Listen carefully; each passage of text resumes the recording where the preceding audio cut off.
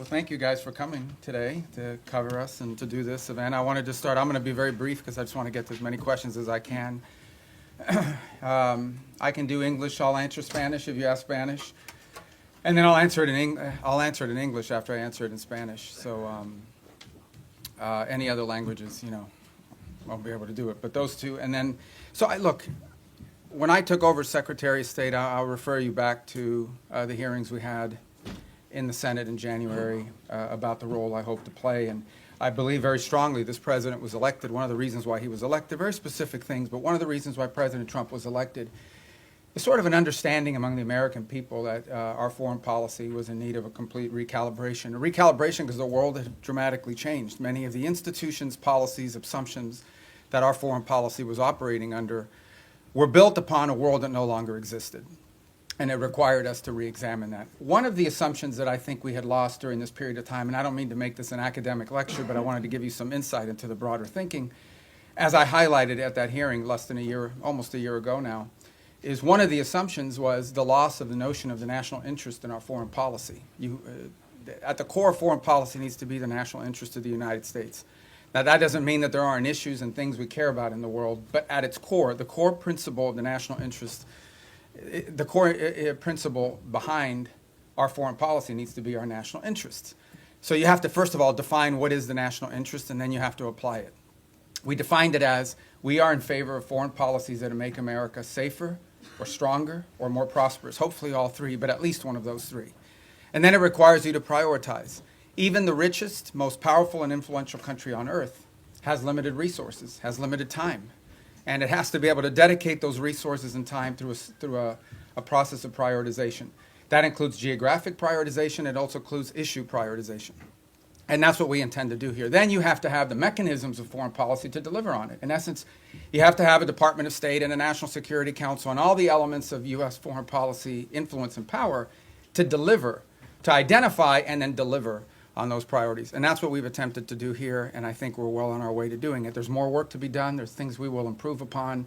But generally speaking, it was the genesis behind the reorganization of the department, oftentimes applying reforms that secretaries of states of both parties, appointed by presidents of both parties, have long sought to do. And we're very proud of that going into effect and continuing to work forward. I think we generally avoided, massive disruptions to our operation, although any transition involves some disruption. But we're very happy with the way we empowered our regional bureaus, meaning our embassies and the folks at the desks here behind the regions have become more empowered and having influence over every element of our foreign policy, particularly how it's applied tactically. At the same time, one of the things we looked at is foreign aid. Foreign aid is not a separate activity of the United States government. It is an element and a tool of our foreign policy, and it should be used for the purpose of furthering the national interest. That doesn't mean we don't care about human rights. That doesn't mean we don't care about starvation. That doesn't mean we don't care about hunger. That doesn't mean we don't care about humanitarian need.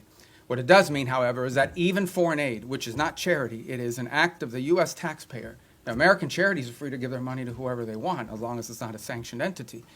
But the United States and the taxpayer money should be spent in furtherance of our foreign policy, should be spent in places and on things that further our foreign policy. And even that is not unlimited. We have a limited amount of money that we can dedicate to foreign aid and humanitarian assistance, and that has to be applied in a way that furthers our national interests. And that's what we have sought to do as well. And in that endeavor as well, we have empowered the regional bureaus and our embassies to play a dramatic role. In fact, they are not just the implementers of this. They, in many cases, are the ones that are suggesting and are leading the response. And so bringing the tools of foreign aid underneath the umbrella of our broader foreign policy has been an important and dramatic reform. Even in the midst of all that, we remain engaged around the world, including in conflicts that perhaps are not central to everyday life in America, but the president has made it a priority to be a peacemaker. And so you've seen us engaged, whether it's Russia, Ukraine, or India and Pakistan, or Thailand and Cambodia, which is an ongoing challenge, or the tragedy we see now in Sudan, or the potential for further strife in South Sudan and that falling apart. I mean, no matter Armenia and Azerbaijan, we are always looking for opportunities, if possible, to play the role of a mediator that brings about the avoidance of war or the ending of conflicts. And obviously, in many of these cases, you can get people to the table and agree, and then there's the implementation process. And so we've made progress in many of these, particularly in getting them to agree to certain conditions. Obviously, it's ongoing work to make sure that those are implemented and applied. And some of these, conflicts have deep roots that go back many, many years. But we are prepared to be engaged and helpful in ways that perhaps other nations can't. We've been viewed as indispensable in that regard, and it's a role the president takes great pride in the promotion of peace around the world, and something he deserves a lot of credit for. He is personally engaged in all of this. Obviously, the big one was the situation with Gaza, which again is ongoing. There is now a ceasefire. There's that war is no longer going on at the scale and scope and all the other things that were going on before. But obviously there's more work to remain. We are still through the process of trying to implement phase 1 and lead to phase 2 and phase 3. That is a long-term project, some of which will extend beyond the 4 years of this administration, but I thought was a very important achievement as well. So we have a lot to be proud about. I know you probably have some specific questions, and we can get to those, but I wanted to let that, lay that out as the preface and predicate for everything we're going to do today. So I'm going to start. How do I start? I'm going to start from the back row forward, and then I'll just juggle in between. I'll be here pretty long, so we'll get to everybody. Don't get desperate. Don't get wild. All right, I'll start with this gentleman with the white hair in the back. Yes, sir.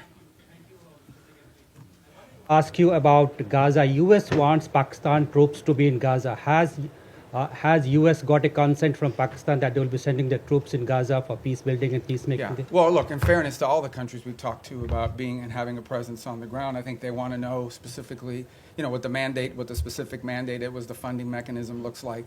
So we're very grateful to Pakistan for their offer to be a part of it, or at least their offer to consider being a part of it. I think we owe them a few more answers before we can ask anybody to firmly commit.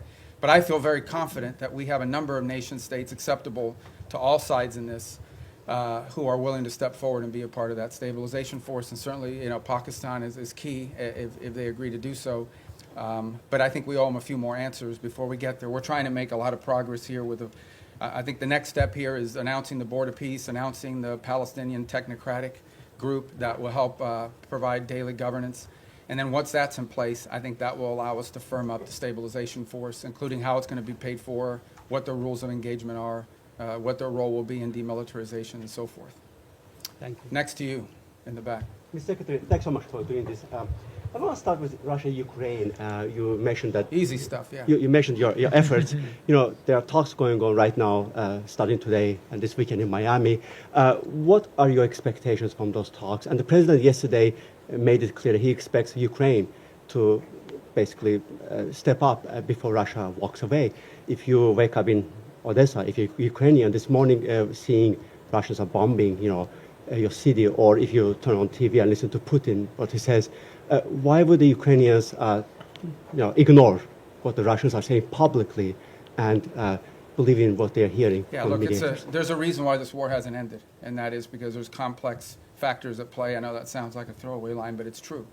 What we have tried to do in this entire process, and let's be clear about this. I mean, the United States is engaged in this. The president says this, and I'll translate what I think he's trying to say to you in all of this, and I think he's been pretty clear about it, is it's not our war. It's a war in another continent. We have equities, we have engagement in this war, but it's not our war per se. But we have been told by everybody, I think everybody would agree, that there's only one nation on earth, there's only one entity on earth that can actually talk to both sides and figure out whether there's a way to end this war peacefully. And that's the United States. And we've invested a lot of time, a lot of energy at the highest levels of our government. I believe, President Trump has had more meetings with foreign leaders and others on the war in Ukraine than on any other subject, including trade.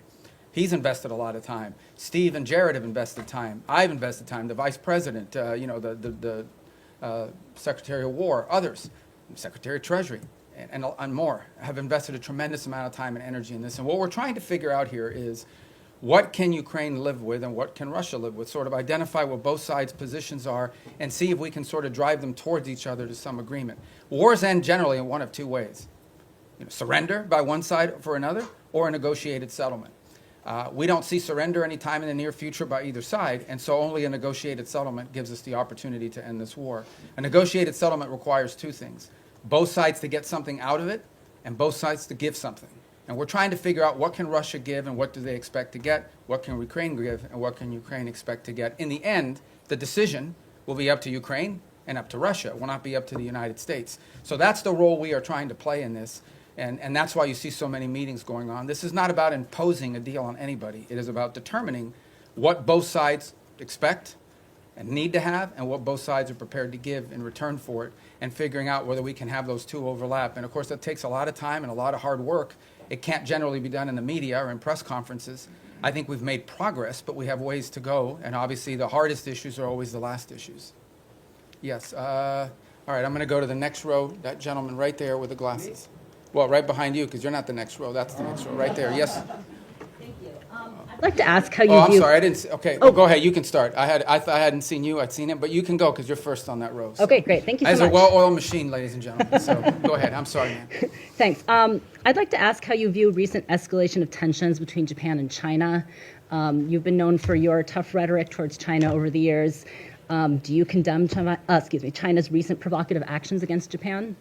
Yeah, no, I think I've been nice to China, in terms of the work we have to do with them. And I had another job. My job now is I represent the President of the United States in the United States in foreign diplomacy, and I think we've made good progress with the Chinese. The Japanese are a very close ally of the United States. I think these tensions are pre-existing. We understand that's one of the dynamics that has to be balanced in that region, and I believe that we feel very strongly that we can continue with our strong, firm partnership and alliance with Japan and do so in a way that continues to allow us to find productive ways to work together with the Chinese Communist Party and the Chinese government. Look, there'll be tensions, there's no doubt about it. I mean, at the end of the day, China is and it will continue to be a rich and powerful country and a factor in geopolitics. We have to have relations with them. We have to deal with them. We have to find the things we are able to work together on. And I think both sides are mature enough to recognize that there will be points of tension now and for the foreseeable future. Our job as part of responsible statecraft is to find opportunities to work together, because I think if there's a global challenge that China and the U.S. can work together on, I think we can solve it. And there'll be points of tension. We well recognize that, and our job is to balance these two things. I think both sides understand that. And I think we can do that without imperiling or in any way undermining our very firm commitment to our partners in the Indo-Pacific. That includes not just Japan, but South Korea, and obviously if you extend further out, I don't want to leave anybody out, but India and Australia and New Zealand and all the other countries. And we also have growing and burgeoning relationships with countries like Vietnam and even Cambodia that we really haven't had, very close contacts with historically. But we've talked to them a lot lately, obviously through the context of the conflict going on with Thailand, but also to figure out opportunities to work together strategically. And I say Thailand, of course, we've had a very long and strong strategic alliance with them for many years. All right, now, yes, sir. Thank you. Gracias, señor secretario. Dos puntos concretos en español. Bajo esta lógica hemisférica, ¿han considerado ampliar la presión más allá de Venezuela o Colombia a regímenes como los de Nicaragua o Cuba? Y segundo, esta semana en el Congreso se denunciaba que México está mandando decenas de buques petroleros a Cuba con la preocupación de que eso financia la dictadura. ¿Debería México reconsiderar esta política de asistencia al régimen cubano? I'm going to answer in Spanish if that's okay, guys, and then I'll do it in English as well. And does somebody do closed caption on this? Can they do it? It doesn't matter because I'm going to say the same thing in English. Mira, la amenaza más importante que existe en la región es estos grupos terroristas criminales. Es la amenaza que enfrenta Colombia, la amenaza que enfrenta el hemisferio entero, pero es la raíz de la violencia en Ecuador, en México, en todo Centroamérica, en todos estos países. Es la amenaza más primordial de la región. Entonces tenemos gobiernos que cooperan en nuestros esfuerzos en contra de eso. Panamá, Costa Rica, Ecuador, El Salvador, la República Dominicana. No dejo a nadie fuera, pero son muchos que cooperan. Tenemos y seguimos teniendo muy buenas relaciones con los equipos de seguridad de Colombia. Entiendo que el presidente de Colombia es una persona inusual, pero encima de eso tenemos, al nivel institucional, tenemos muy buenas relaciones y con México. El gobierno de México está haciendo más en este momento en el tema de seguridad que jamás en su historia. Queda mucho por hacer, pero tenemos cooperación. En el tema de Venezuela no tenemos eso, tenemos un régimen ilegítimo que no simplemente no coopera con Estados Unidos, sino coopera abiertamente con elementos criminales. Por ejemplo, el ELN y la FARC operan abiertamente desde territorio venezolano. Entidades de narcotráfico operan abiertamente y con la cooperación del régimen de Maduro para mandar drogas como cocaína a Estados Unidos a través del Caribe, creando una situación muy grave de seguridad en muchísimos países, inclusive Trinidad, República Dominicana, etc. Así que Estados Unidos lo que simplemente está buscando es la seguridad del hemisferio, que incluye, por ejemplo, Haití también. y no hemos visto enfocado en eso. Obviamente los esfuerzos en contra de los barcos narcotraficantes saliendo de Venezuela han recibido mucha atención. Lo que no se habla lo suficiente, lo que estamos haciendo también en el mar Pacífico, donde hay esfuerzos andando también. La diferencia es que ahí tenemos la cooperación de gobiernos amigos. Lo que no se está hablando es lo que estamos haciendo junto con los mexicanos. Lo que no se está hablando es lo que estamos haciendo para crear una fuerza de estabilidad antipandilla dentro de Haití. Lo que no se está hablando es toda la cooperación que existen con todos estos gobiernos para llevar a cabo esta guerra en contra de estos elementos terroristas, criminales, que operan abiertamente dentro de nuestra región y que amenazan los estados de esta región. La buena noticia es que este nuevo año nos va a traer más gobiernos en el hemisferio que están dispuestos a cooperar en países como Bolivia, en Chile. Obviamente ya tenemos grandes amistades en lugares como Paraguay y Argentina.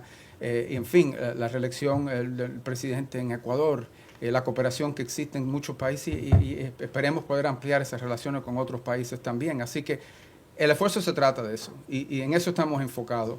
Y obviamente tenemos que determinar cuáles son las fuentes de inseguridad en la región. Y esa fuente, la razón por la cual Venezuela ha recibido tanta atención, es porque Venezuela es un país que no simplemente, es un régimen ilegítimo, que no simplemente no coopera con nosotros, sino abiertamente coopera con elementos criminales y terroristas, incluyendo Hezbollah, Irán y otros. Y obviamente estos grupos narcos cooperan abiertamente desde ahí. You know, the question that and it's a question many of you might have as well, is when it comes to the Western Hemisphere, the single most serious threat to the United States from the Western Hemisphere is from transnational terrorist criminal groups, primarily focused on narco trafficking, but they're in all sides businesses as well. So the good news is we have a lot of countries in the region that openly cooperate and work with us to confront these challenges. Mexico, their level of cooperation with us is the highest it's ever been in their history. Throughout Central America, for the most part, except for maybe Nicaragua and to some extent Honduras, we've had great cooperation from Ecuador, from El Salvador, from Ecuador being in South America, but across the Pacific coast where we're also undertaking efforts. Guatemala, Costa Rica, Panama, these are all nations that cooperate with us openly in search of stability in the region. You move to the Caribbean basin, in Trinidad, in Guyana, in Jamaica, in the Dominican Republic, countries that openly cooperate with us. Even Colombia, despite its unusual president, has institutions in that country that work very closely with us, and those ties remain unimpeded and unaffected. So all of this is very positive. There's one place that doesn't cooperate, and it's the illegitimate regime in Venezuela. Not only do they not cooperate with us, they openly cooperate with terrorist and criminal elements. For example, they invite Hezbollah in Iran to operate from their territory. But they also allow the ELN and the FARC dissidents not just to operate from inside of Venezuelan territory, to control Venezuelan territory, unencumbered, unimpeded. On top of that, we know that they are in cahoots with drug trafficking organizations. It's not just that they don't work with us against these organizations. Okay? It's that they openly, cooperate with these guys and allow them to operate. So these guys are, marching in and out, doing whatever they want from Venezuelan territory, and it's a challenge. And so that's why that's received so much attention. But I would urge you to not just focus on that, but also focus on all the other things we're doing in the region, including, for example, standing up this gang suppression force in Haiti, which we were looking for 5,500 forces. We already have pledges of up to 7,500 forces from a variety of countries. We've seen donors step up to fund that effort. That's a very important effort. It all ties together cohesively. But the goal here is to bring security and stability to the hemisphere, to the region we live in, okay, which has not received enough attention. To bring the elements of American power to achieve that, to do it in partnership with as many countries as are willing to work with us in that regard. That's the goal here, and it's comprehensive and involves more than just one place. What makes Venezuela stand out is that the regime there actually cooperates with the terrorists. Yes, sir. In that row right there. Yeah, right there in the middle. On the hemisphere, the White House recently put out the national security strategy, essentially reorienting towards the Western Hemisphere. It was How good, is this right? strategy going to, Well, I was involved So in you can that. answer from both hats, I Yeah, guess. exactly. But how is that strategy going to dictate your relationship with other hemispheric powers like Canada and Mexico? No, I mean, we want to partner with as many people. I mean, they face the same threats that we do. I mean, it's Mexican mayors that are being assassinated in public squares. It's Mexican journalists that are being assassinated. It's parts of Mexico and institutions in Mexico that in some cases are compromised, usually through threat. by these elements. They recognize it, which is why they're partnering with us. Of course, we want to work with other governments in the region to confront this challenge. And in most cases, we have cooperative places. Now, we don't have that from Nicaragua or Cuba, but obviously didn't have it historically from Bolivia. We hope and expect that that will change. And we certainly don't have that from the regime in Venezuela, who actually don't just not cooperate with us, they openly cooperate with narco-trafficking elements that use Venezuela as a transshipment point. Yes, ma'am. Yes, thank you, Mr. Secretary. Today you had the second round of direct negotiations between Lebanon and Israel. Do you foresee a potential deal between these two countries without another round of war? And the second question, if I may, on Sudan. We know, Mr. Secretary, it's a civil war, but also there's a regional factor here. Where the U.S. A regional what, I'm sorry? Factor Okay, in this yes. war. Where the U.S. stands here, and what's a red line for you? Is a divided Sudan is a red line for the U.S.? Yeah, let's separate the two because they're both easy questions, right? So the first one is we're hopeful. Look, at the end of the day, the goal everybody shares is a strong Lebanese government that controls the country, and Hezbollah is disarmed. They're no longer an armed element that can threaten Israel's security. That's the goal here. And we have tried to, in a cooperative way, to do everything we can to empower the Lebanese government to have the ability to do that. And so I hope that's what these talks are aimed towards, and we'll be supportive in every way we can to achieve that outcome. What I think is abundantly clear to everybody is no one is in favor of a Hezbollah that can once again threaten the region, act as a direct Iranian proxy, and obviously if they threaten Israel, we're not going to have peace. So we are hopeful that the talks between Lebanese authorities and the Israelis will create outlines and a way forward that prevents further conflict. I think I don't speak for the Israeli government. I can only tell you and echo what they've said publicly, and that is that if they feel threatened by Hezbollah, they will take actions in their defense against them. So we all would hope that we could avoid that, right? We would all hope that in order to have peace, you have to avoid that, and the best way to avoid it is to have a strong Lebanese government that can actually control the country, and that Hezbollah is no longer an armed threat to Israel or to the Lebanese state. And that's what we're committed to hoping to achieve. And we hope that, I can't speculate on what the talks will lead to, but we'll do everything we can to make them productive. On Sudan, you've rightfully outlined, I mean, there are regional elements to this. I mean, there are clearly both sides, you know, the SAF and the RSF have supporters from outside of Sudan's borders that are involved, and we've been engaging with those countries.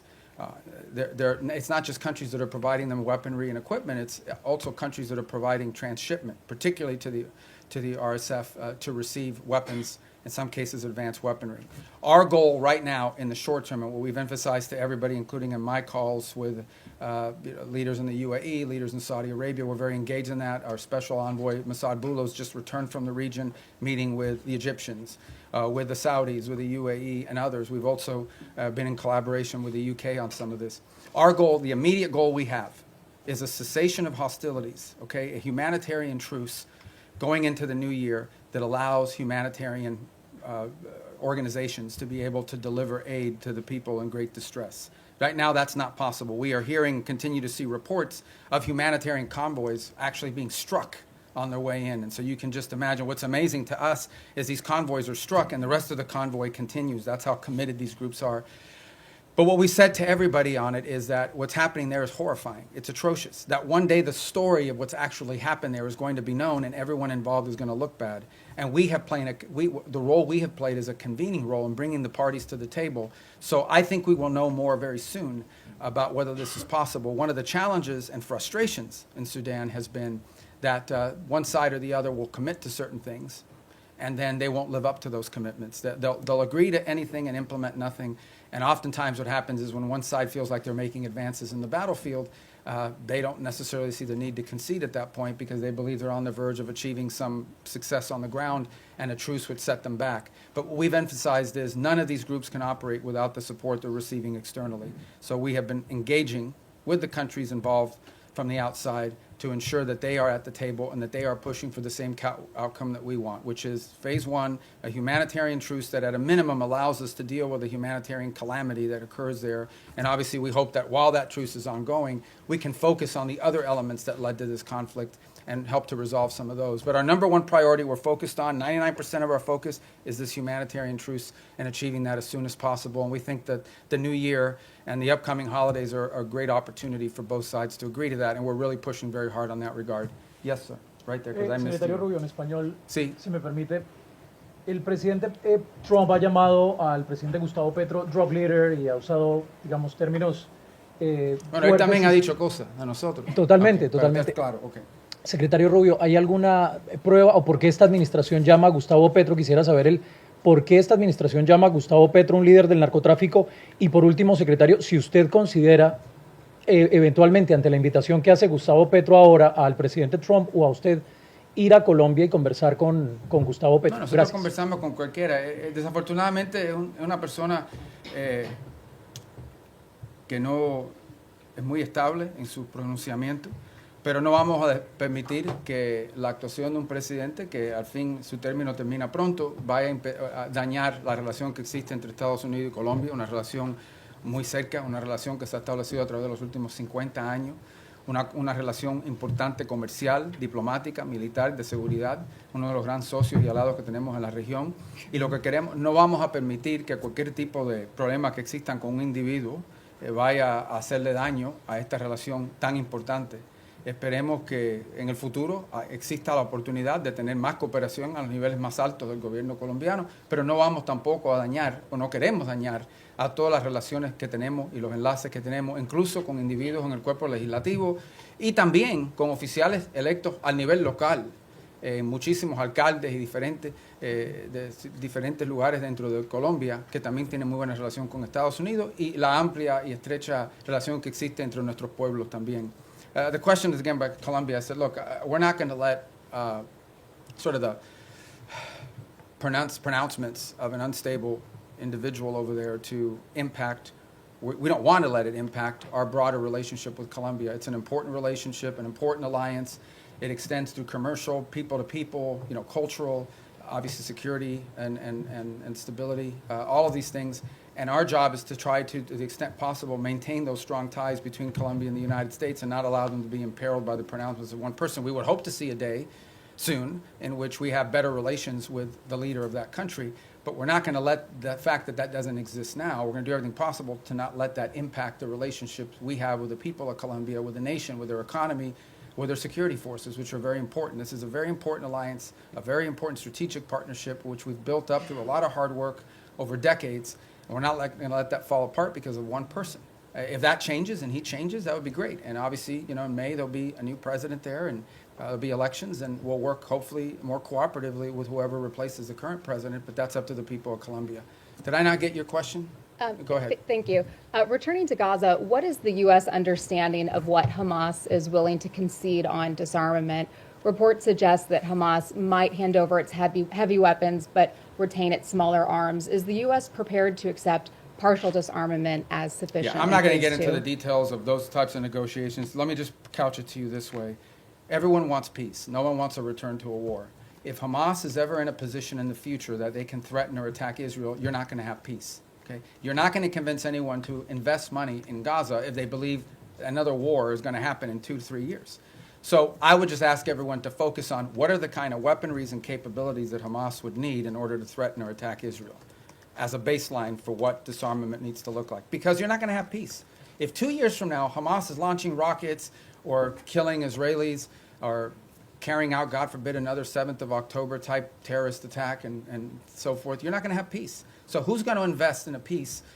Who's going to invest in rebuilding a place that's going to get destroyed again in a future war? So that's why disarmament is so critical. Now, what that entails, we're going to leave that to the technical teams to work on. It would have to be something, obviously, that they're willing to agree to, that our partners can push them and pressure them to agree to. It also has to be something that Israel agrees to. In order for that to work, both sides have to agree on it, and we need the space to do it. But that's the way to think about it, okay? You cannot have a Hamas that can threaten Israel in the future. If they can, you won't have peace. So that's the goal. All right. Who's left in that row? Right there with the mustache. Or the...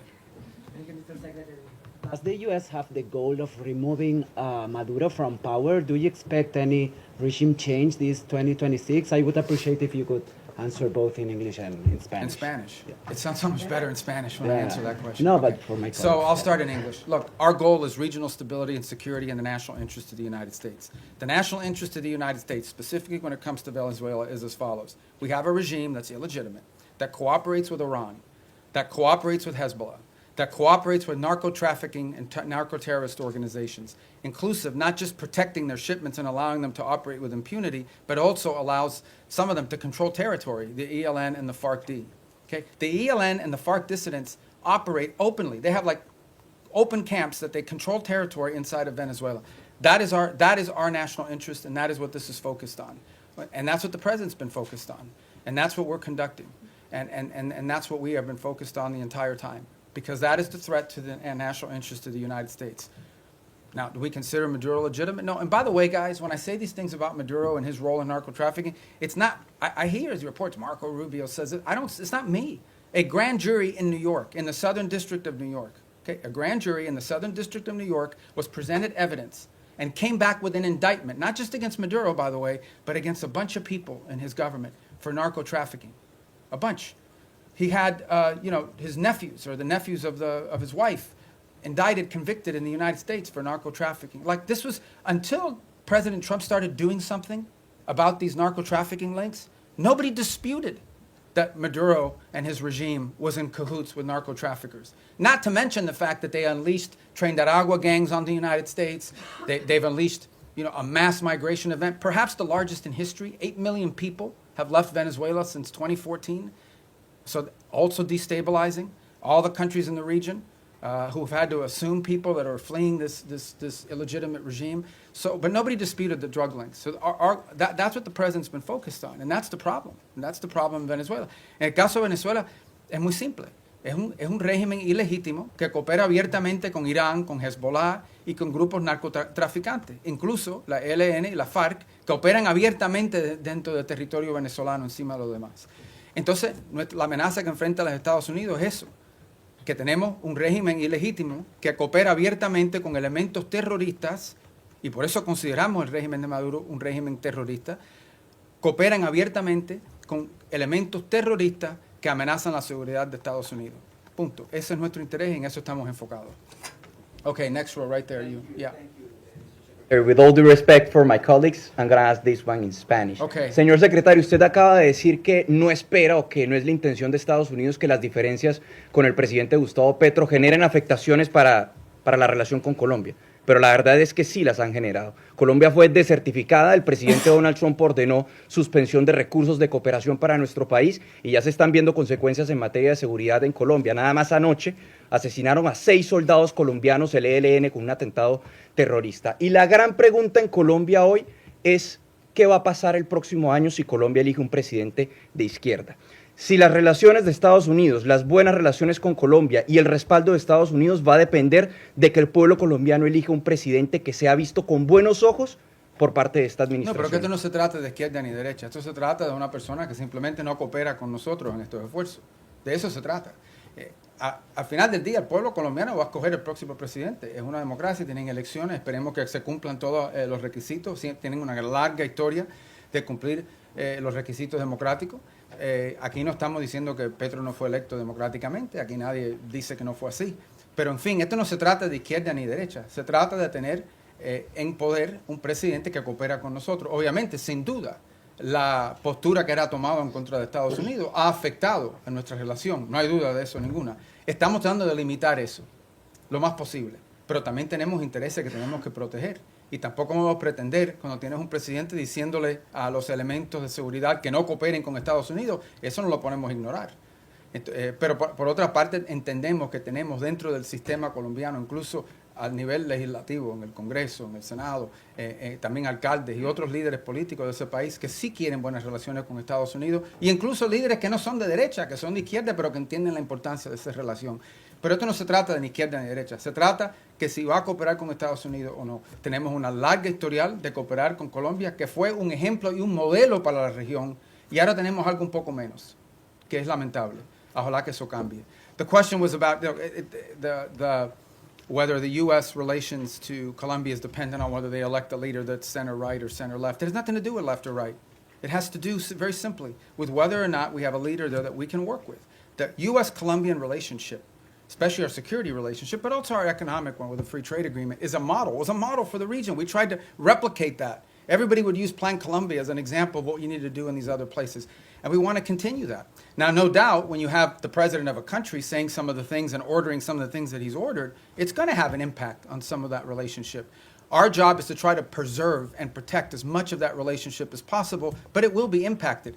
But it doesn't matter whether the next president is center right or center left. That's not the issue. The issue is whether the next president is someone who's going to, once again, cooperate with the United States and restart these relations. That's what we seek. And if President Petro changes in his stance, perhaps that could change as well. But if he doesn't, obviously, it'll be up to the people of Colombia to elect their next president. Yes, ma'am, right there in the middle. I don't want you guys to think I'm only picking the Spanish ones, okay? I actually don't know who any, well, there's a list here, but I can't even read it without these glasses. All right, go ahead, I'm sorry. Perdón. Secretario Rubio, usted lleva años denunciando el régimen de Nicolás Maduro y estuvo, entiendo, hace poco en una conversación telefónica donde hablaron el presidente Trump y Nicolás Maduro. Quisiera preguntarle cómo sintió a Nicolás Maduro en esa conversación, usted que lo conoce desde hace años, pues su comportamiento, si siente que está acorralado como reportan los medios, si está abierto a irse a otro país a cambio de un indulto, si ustedes estarían pensando en reunirse con él. ¿Cómo fue esa conversación? O sea, ¿qué nos puede contar de el efecto que está teniendo sobre la posición? Yo no voy a comentar sobre ninguna conversación del presidente Trump con cualquiera del mundo, si existió o no existió. Yo no voy a comentar sobre eso. Voy a repetir lo que he dicho ya. Esto se trata de algo muy simple. Esto se trata de los intereses nacionales de Estados Unidos. Y hay una amenaza regional que existe. Y en el caso de Venezuela no tenemos cooperación. Para empezar, que es un régimen ilegítimo. Segundo, que es un régimen que no coopera, es antiamericano en todos sus pronunciamientos y actuaciones. Y tercero, es un régimen que no solamente no coopera con nosotros, sino abiertamente coopera con elementos peligrosos, terroristas y criminales. Incluso ellos mismos lo son. Entonces es difícil llegar a un acuerdo con terroristas que están abiertamente cooperando con estos elementos peligrosos que amenazan la seguridad de Estados Unidos. Encima de eso no voy a especular más. Pero va a haber guerra, secretario, porque ahorita en Colombia todo el mundo se está levantando, en Venezuela, con la posibilidad de que haya una guerra entre Estados Unidos y Colombia. Nosotros estamos protegiendo el interés nacional de Estados Unidos. Yo creo que, en fin, ese es nuestro derecho. Y también le diré que en Colombia debe haber mucha preocupación, que ha habido un ataque el día antes de ayer, o fue ayer, de ELN, o la FARC, creo que fue ELN, y ¿de dónde operan ellos? Abiertamente, de territorio venezolano, abiertamente, como si fueran un país soberano, operando abiertamente dentro del territorio venezolano. It's the same question, guys, and that is, the bottom line is very simple. Our interest in Venezuela and in the region is the national interest of the United States, and in Venezuela we have an illegitimate regime that not only does not cooperate with the United States, but openly cooperates with narco-terrorists and others who threaten the national security of our country. The gentleman in the middle. I'm going to try to get to everybody, I promise. But you guys, by then, your questions will be Thank you, more Mr. Secretary. specific. You said a few moments ago that everyone wants peace for Gaza, and yet by any metric, the Israelis are flouting the ceasefire that President Trump negotiated by killing an average of 2 children a day, not allowing the agreed-upon humanitarian aid into Gaza. How long can this continue? How long can the Israelis be allowed to show such disrespect to President Trump? Well, look, that's your characterization of it, about the term disrespect. What I would say is this. This was, first of all, it was a miracle that it happened in the first place. We all understand how difficult it was for that to come to the conclusion that it did, where the bombing and everything else, the scale and scope of what we saw ended, all the hostages were released, and we have relative peace right now for the most part, despite the things you're pointing to. That was very difficult. But this is not easy. Peace is a verb. It's not. It's an action. It's not a sentiment. Every single day will bring challenges. Every single day. We also have had instances, for example, over the last couple of weeks, where Hamas elements emerged from a tunnel, attached an explosive device to the side of a vehicle, and injured and almost killed Israeli soldiers. We still have this threat. We still have and see every single day Hamas openly taking steps to strengthen themselves within side of those places in Gaza that they still control. We saw early on the atrocities they were committing in the streets against people as they were trying to show people how strong they were. So I don't think I'm standing here to tell you this is going to be easy. This is an hour-by-hour, day-by-day challenge. It's one of the reasons why we have stood up this center there in operating in Israel, in partnership as well with another cell that exists in a regional country. It's why every single day there are meetings among both intelligence, diplomatic, and military officials of multiple countries that help bring about this deal to manage this. And that's why it is so critical. It is so critical and so key that we move to complete this first phase, that we move to put in place the board of peace, get everybody agree to be a part of it, move to put in place this Palestinian technocratic reorganization so that they can begin to provide some governance structure and move to put in place the stabilization force. That's the goal here, but it's not going to be easy. Every day will bring new challenges to that, and we recognize those challenges are coming from all sides. Very quick follow-up there, but who's going to want to be a part of a stabilization force if Israel is effectively using Gaza as a free fire zone? Well, these are the things these are the things that we're working through right now. That's why it didn't happen yesterday. That's why we didn't, I don't mean yesterday literally, that means why we're not there yet. This is the hard work of diplomacy and peacemaking. Peacemaking isn't just signing a piece of paper, it's actually complying with it. And compliance oftentimes requires, in many cases, in most cases, requires daily, constant follow-up and nurturing. So that is why we are in such a hurry, and I say as a priority, to get to this point where we have the stabilization force in place, overseen by the Board of Peace, and ultimately a Palestinian technocratic entity that can increase in its capability to provide governance. The stronger they are, the weaker Hamas will be in terms of threatening Israel, and I think the more security Israel should feel and the less need for some of these things to happen. But no one's claiming this is going to be easy. We have to work on this every single day. We have people in this building and deployed abroad. This is all they do. 24 hours a day, day after day, elements of the State Department, the Department of War, and all other agencies, including Jared and Steve, and even myself, who talk or do something about. There isn't a day in the last, this was signed 2 months ago, that I haven't had to do something with regards to making progress on the phases of this ceasefire. Yes, ma'am. Right next. Thank you, Mr. I'm Secretary. sorry. I'm going to get to you guys. I'm coming. See, I'm going down the rows like this. Thank you. So right behind you, 'cause I'm still in that row. Thank you, Mr. Secretary, and thank you for having the Has briefing. anyone ever done this where they go like all the rows? No. You're going to look so good to your editors. You know? All right, go ahead. Caroline Lumetta with World News Group. Several faith-based organizations have been calling on the administration to reopen the U.S. refugee admissions program, particularly for religious minorities facing persecution. That includes Afghanistan, Syria, Iran. Is it going to be a goal in 2026 to expand that program again beyond South Afrikaners? Yeah, so here's the problem, okay? In the last 4 years, we had a flood of people enter this country through a variety of means. So that's what we confronted. We have to stop that, and we did. We've been successful. You see the border secured, the number of illegal entries has completely collapsed. And now we're facing a second challenge, and that is we've admitted a lot of people into the United States. And perhaps the overwhelming majority of them are not bad people and so forth. This is all true. But there are people, we know, okay, for a fact, that there are people in this country who got in through some form of vetting that was wholly insufficient. And we've seen tragic evidence of that very recently, including people that we claim to have vetted. So, why does that happen? Because there are some places where you can't vet people. You can only vet people on the basis of information you have about them. But that information is oftentimes dependent on whether there's some local authority that actually has any information about them. Okay, so that is the challenge we're facing, which is why the president has sort of put a stop to all of these things until these systems for admitting people into our country can be improved. But I think everyone would understand that after a flood of 15 to 20 million people into our country, almost unrestrained in some extent, over the last 4 years before taking over in January of this year, there's a desire in our country to put a stop to that until we can fix these processes to ensure that not only do we know who's in the country now, but in the future, we're not going to face some of these challenges that we faced in the past. So, look, the United States remains the most generous country in the world when it comes to legal immigration. This year alone, close to 1 million people will enter this country legally and have their green card and go to war. But we do have a right, like every sovereign country does, to know who you are, why you're coming, what you've done in the past, and what we think you might or might not do in the future. We have a right. We have a right to make sure that you're not going to come to this country and pose a burden on our social safety network. All of these things are rights of sovereign countries. A bunch of sovereign countries in the world do it. Most of the countries in the world have far more restrictive immigration policies than the United States has ever had. But we are in a special period right now. This is not like business as usual. This is, right now, we are less than a year removed from the most reckless migratory incompetence in American history, where a flood of people and mass migration events entered the United States. And they can claim all they want that they vetted people. This is just not true.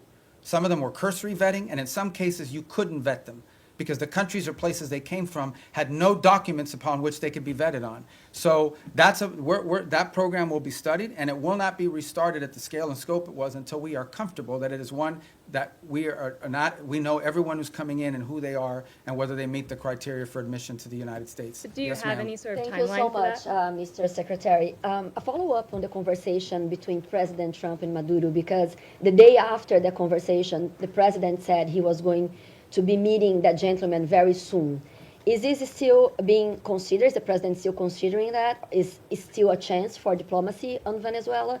And also, any role that you see Brazil could play? Because just a few weeks ago, President Lula spoke with President Trump and Nicolás Maduro, and he offered to help to mediate the conversation. Yeah, I'm not going to comment on any, as I said, I'm not going to comment on the president's talks. I will just point you to the fact that the thing about this president that I think you've seen is he's willing to talk to anybody. He's willing, he doesn't view talks as a concession. But I don't have any update to you on what comes next in that regard. I have no reason to express skepticism or optimism about it. I'm just not going to comment on what the president has available to him as options across the range of options that include diplomatic options. And how about the conversation with Lula? I mean, I think he said to us what he has said publicly, and that he has a willing to play a positive role in that regard. You know, the president's had 2 phone conversations and 1 meeting with President Lula. I think we've made progress on some things, including on trade. We have more work to be done. The 2 presidents got along. We felt that was important in terms of those conversations. I've talked to Mauro, their foreign minister, on it, including this earlier this week. And we have a lot of issues in common with Brazil that we'd like to work together on, and strong links. Being from Florida, as an example, I know how important Brazil has been to us as a partner. We've had some disagreements on a couple things over the years as well. But I feel like that relationship is on a positive trajectory. But as far as its role in Venezuela, I don't have anything to provide you on that today of any specificity. Just a quick Yes, sir. follow-up on the tariffs, political tariffs. No, I got to get to him. Okay. Thank you, Mr. Secretary, and thank you very much for doing this. On phase 2 in Gaza, when is the soonest that we could see that being implemented? And then separately, you said at the top that you want the US to play the role of mediator that brings about the avoidance of war and ending conflicts.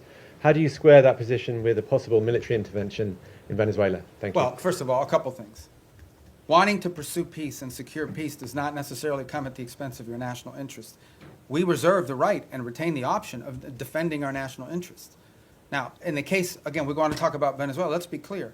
Maduro has made multiple deals with elements around the world, including with the Biden administration. Okay, Maduro made a deal with the Biden administration, and here's the deal he made. And I only say this to you not because we want to get back to that deal, but just as an example of why the guy cannot be trusted to keep deals. It's a problem. Okay, somebody breaks deals multiple times, you have a right to be skeptical they're ever going to keep the deal. He made a deal, and as part of that deal, they lifted sanctions.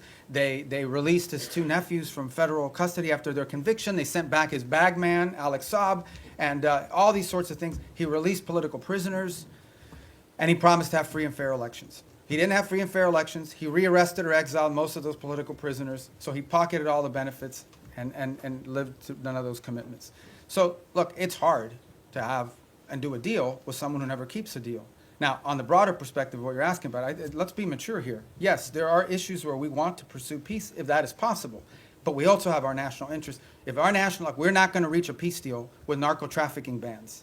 We're not. We can't reach a peace deal with MS-13. We can't reach a peace deal with Tren-Aragua. We can't reach a peace deal with the ELN or the FARC that are still pumping drugs into the United States or any of their cartels in Mexico. You can't do a peace deal with these people any more than you could do a peace deal with a mafia. So I think it's important to understand that's different between warring factions and nation states around the world where we feel like maybe we could act as a bridge to bringing about the differences. But when you're talking about things that directly implicate the national interest of the United States, and no one can argue that transnational criminality and terrorism in our hemisphere is not a threat to the national interest of the United States, we reserve the right and have the right to utilize every element of national power to defend the national interest of the United States. And no one can dispute that. And every country in the world reserves the same option. We just simply have more power than some of them do. And phase 2 Gaza? Oh, phase 2 Gaza, yeah. I mean, we got to complete phase 1 to get to phase 2. That's why we're working every day to get there. Look, guys, if this stuff was easy, it would have been done already a long time ago. This is a complex situation. No one would dispute it, but it's important. What we achieved already, what the president achieved ending that war already was something no one thought was possible. Everyone thought that the last episode was going to be an Israeli incursion into Gaza City that would lead to massive loss of life and the hostages would never be reunited with their families. And today, as we speak, all the hostages that were living are back, all but I believe one of the bodies has been returned. No one would have believed that 6 months ago. So that in and of itself, but that is not the end of the story. We want to continue on this. But what we're talking about is dealing with something that no one has been able to solve in 30 or 40 years. No one. And it's going to take some time. But I feel generally optimistic that we have the right people at the table with the right motivations to make it happen.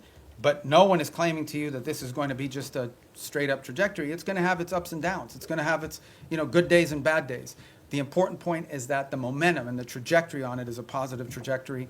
And we're investing, high levels of our government every day in trying to make that happen. But we can't do it alone. We have all these other partners that we have to include. So I would focus you on, let's get the board of peace in place and announced. Let's get the technocratic Palestinian group in place. And then let's get the stabilization force in place. And then we can move on to the other elements, the phase 2 and phase 3 of the plan, that hopefully will be what will be enduring. And the work of putting phase 2 and phase 3 in place is going to extend far beyond the next 3 years. I mean, this is a generational commitment, but we want to leave those pieces in place for the next administration to continue to build upon, even as we achieve phase 1 and parts of phase 2 during this administration. Yes, ma'am. Yeah, Mr. Secretary, some of your former Democratic former Senate colleagues who considered you one of their most trusted bipartisan partners have, since you joined the Trump administration, accused you of abandoning some of your former principles and positions. And 3 or 4 have said they regret voting for you. Well, I had 99 votes. I could have spared 4. What's your response to that? And more importantly, how do you think about building and maintaining bipartisan consensus and cooperation on foreign policy at this moment, especially because that will be necessary to sustain President Trump's legacy after he leaves office? I mean, we live in a very different time, unfortunately. I engage with senators, for example, from both parties. We saw a bunch of them the other day all the time, and obviously, but politics today is very different than it was 10 or 20 years ago. It just is. I'm not in that anymore. I'm no longer in a political office, but I know political offices. I served 14 years in the Senate, and politics is real, right? I mean, there's also not a lot of benefit to a Democratic senator saying what a great guy Marco Rubio is in this current political environment, or anyone in the Trump administration for that matter. So all I will tell you is I get up every day, we go to work, we get work done, we do cooperate and work with. They don't always agree with everything we're doing, but I have a lot of people in the Senate, particularly chairmen of key committees that we interact with. There's things people can say and do in the public that because of politics and private that they can't say or do in public. But I don't know what else to comment on that other than one more point, and that is, I think this is important. I think people have lost sort of their mindset here a little bit, okay? The foreign policy, the State Department is not its own government, okay? The Secretary of State is not its own government. I'm appointed by the President, confirmed by the Senate, and then, or nominated by the President, confirmed by the Senate, and then appointed by the President. But at the end of the day, the person the people of the United States elected to be the President of the United States and the Commander-in-Chief is Donald J. Trump. That's who they elected. And my job, and the job of the people in our administration, is to implement the President's foreign policy. We provide advice, we provide counsel, but ultimately our job is to take what the President wants to do, take his vision, and implement it. Come up with options for implementing the President's vision. That's my job today. When I was a senator, I represented the state of Florida.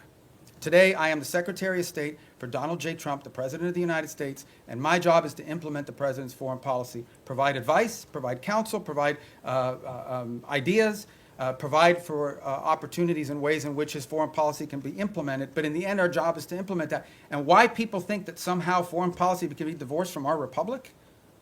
That's not the way our Constitution works. The Constitution does not say you elect the President of the United States and then you put in place a State Department to undermine the President if the person who's the Secretary of State doesn't agree with him. That's ridiculous. That's stupid, really. And I don't know why anybody would think that. So that's the job I have, and that's the job I'm proud to do. I think we've made a lot of progress. We have a lot more work to do. All right, on our row right there from Italy, right? I know you from the... Do you cover us now, or are you on Capitol Hill still? No. Everything. Both. So you're like a one-man bureau for the whole thing. All right. You're like me. You have 2 jobs. Good. Yeah. All right. Thank you, Mr. Secretary. So the United States, on one hand, are mediating with Russia to end the war in Ukraine. But on the other hand, the Russian foreign minister yesterday or the day before said it would be a fatal mistake from the U.S. To block the oil tanks from Venezuela and trying to overthrow the Maduro regime. So what kind of what's the assess that you're doing, and are there any safeguards in place to avoid escalation with Russia? And then I have another question about the Hezbollah, sir.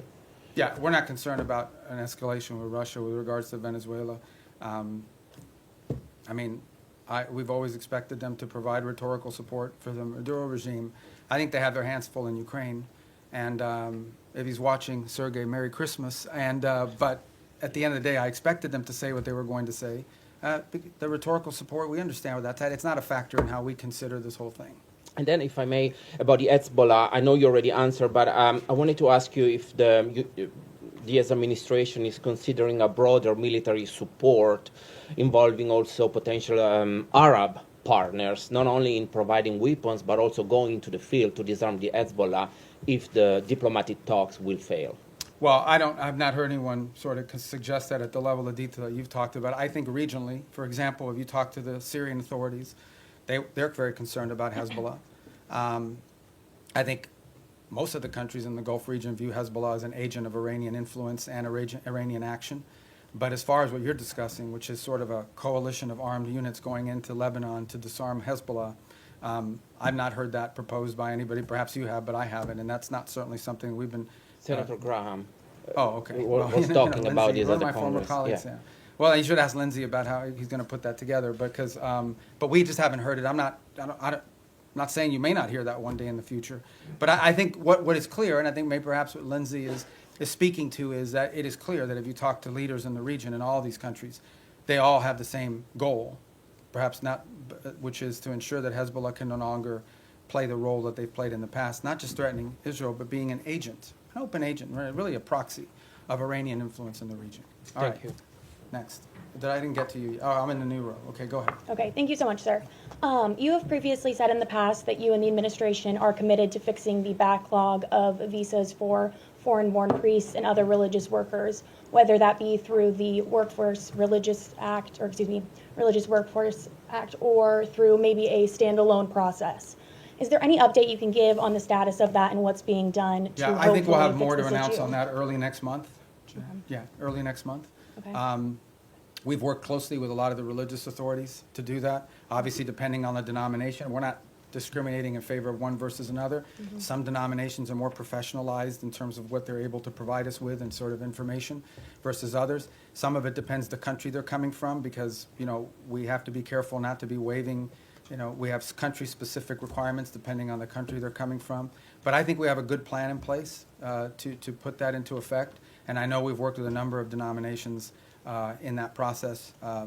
Obviously, one of the big users of that system is the Catholic Church in the U.S., and so we've worked with the Conference of Bishops. And I think we're going to get to a good place. We don't have it ready yet. All this takes time to put together, but we're moving quickly, and I think we'll have something positive about that at some point next month, hopefully in the early part of next month. Thank you so much. Thanks, Mr. Secretary. White House Chief of Staff Susie Wiles said that the U.S. would need congressional approval to conduct ground strikes in Venezuela. Do you share that view? And on your response today on regime change, Wiles already acknowledged that the point of the boat strikes was to pressure Maduro, i.e. have him leave. Why not just acknowledge that this is a regime change? Do you have the quote she said? That this is but do you have the quote? To cry uncle. Yeah, so cry uncle, all right? I guess in Spanish you would have to say tío. But I think, I don't know how that, you can interpret any way you want. But at the end of the day, it is clear that the current status quo with the Venezuelan regime is intolerable for the United States. The status quo, that they operate and cooperate with terrorist organizations against the national interests of the United States. Not just cooperate, but partner with and participate in activities that threaten the national interests of the United States. So yes, our goal is to change that dynamic. And that's why the president's doing what he's doing. Change that dynamic by ensuring that no one wants to get on drug boats anymore. People were just going out there, openly without any fear of the reaper. And now I think people understand, it's not a good idea. By the way, we haven't had a strike in the Caribbean Basin in almost 5 weeks. Do you know why? It's not because we stopped looking. It's because no one wants to get on a boat anymore and do that. So it's been effective at cutting that down. Now there's been strikes in the Pacific. So the bottom line is that, sure, our goal is to, what's the point of doing something? But the change, people want to focus on regime this and this and that. The goal here is very simple. The national interest of the United States. The President of the United States was elected to protect the American people, to protect America. That's what he was elected to do. It's one of his fundamental promises that Donald J. Trump made when he was elected President of the United States, is I am going to protect this country. Protect us from what? From the threat of terrorism, from threats to our economy, and from threats these drug organizations and these terrorist organizations pose against the United States. And if you are an ally, a friend, a partner, or cooperate or participate in activities that threaten the United States, you're going to have a problem with President Trump. I think the only shocking thing here is that a lot of people say that. People run all the time for office. I'm going to take on the cartels. I'm going to do this. He's actually doing it. He's not doing anything he didn't say he was not going to do during this campaign. He said he was going to go after the cartels. And now he's going after the cartels, and everybody's shocked. Don't be shocked. This is a man who was elected president because he says and then he does. He doesn't just say and then forget about it. In congressional approval on land strikes, do you think that the United States does need to go to Congress in order to conduct land strikes in Venezuela? Well, look, I'm not going to speculate about things that haven't happened and may never happen. I'm not going to speculate on that. All I'm going to tell you is that two things. And I remind Congress all the time. By the way, I was very consistent on this position because it was my position when I was in the Senate. Number one, no administration, Republican or Democrat, has ever accepted the War Powers Act as being constitutional. That said, multiple administrations, including this one, have sought congressional approval and or certainly congressional notification of actions taken. Why? Because American action is always strongest when it has the buy-in and the participation of a broad set of actors. Now, given our current political climate, that's not always easy because we do have people today in politics that are against everything that President Trump is for. It doesn't matter what it is. It doesn't matter if they themselves had the same position. If it's President Trump's idea, they're against it reflexively. Okay? That's the nature of the current climate in our politics. But I can tell you that to this point, nothing has happened that requires us to notify Congress or get congressional approval or cross the threshold into war. We have very strong legal opinions. We have now briefed Capitol Hill 23 times, 23 briefings, bipartisan briefings on Capitol Hill. I have personally participated in 6 of those 23 at the highest levels of the committee, but then the full House and then the full Senate, which, by the way, are always interesting. Okay, get it. I've been there before, okay? So I was part of this thing in the past as well. But you do this briefing, you answer all their questions, and then they go out and tell people, we heard nothing, we saw nothing, that we were pleased with. They already had their answer before they went in, but we do them anyways. And we continue to do them. Not to mention the individual calls I've had with leaders in Congress, and I'm not going to disclose what those are. So everybody over there knows what we're doing, they know why we're doing it, and we've kept Congress fully apprised, and we'll continue to do so. Yes? Thank you, Mr. Secretary. The settlers' violence is rampant in the West Bank. The what is, I'm sorry? The settlers, yes, the Israeli settlers' violence in the West Bank is being escalating, it's increasing. Also, Israel is building around 20 settlements unit. Doesn't this undermine your own effort in the peace process? And also, if I may, on Gaza, the humanitarian situation is dire. The babies have been frozen to death because of the weather. Tents have been flooded. Is this anything that the United States can do to alleviate the suffering of the civilians in Gaza? Yeah. In the case of the West Bank, we have, and you've seen our embassy even has put out statements and comments about specific incidents there that we're concerned about, that we do think, create a point of strong friction in the broader effort. And our own embassy, and Ambassador Huckabee has spoken to this as recently as a couple weeks ago, very firmly, I believe. And so we'll continue to communicate that as we have and make our opinion known in regards to its impact on the broader challenges. In the case of humanitarian, absolutely. I mean, this is the reason why that group is set up there every single day. We've been successful at opening new corridors. We want to continue to see that increase. We want to continue to see the flow of aid increase into those parts of Gaza that are still under Hamas control. But it also goes back, not to sound like a broken record, to why it is so critical to have the border peace put in place and the Palestinian technocratic group put in place. Because that allows us now, when you have this technocratic Palestinian group in place, and a stabilization force to provide security, it now allows us to have someone we can work with to turn over the humanitarian aid to and have them be the ones that help distribute it along with these international partners. That's what the point we're trying to get to, that we can get to a point where that is, and part of the thing with humanitarian aid is also security. Someone has to provide security for these convoys as they go in, because oftentimes they have been attacked, they've been looted, they've been so forth. We don't have a force that can do that right now unless the Israelis are going to go in, and that would violate the ceasefire. But if we have a stabilization force on the ground, they could provide security. And then the technical side of it, the logistical side of it, along with the international partners, is what the Palestinian Technocratic Organization can do. That is why we are in such a hurry to finalize that phase of this deal so that the aid can flow. And not just aid, then we can move from aid to reconstruction, which is the goal everybody has. You want to reach a point in which you're not providing aid because Gaza has an economy, and it's not an economy controlled by Hamas. But we can't get to that stage until we can secure the place. And that's why we're in such a hurry to finalize that phase of the deal. Yes, sir.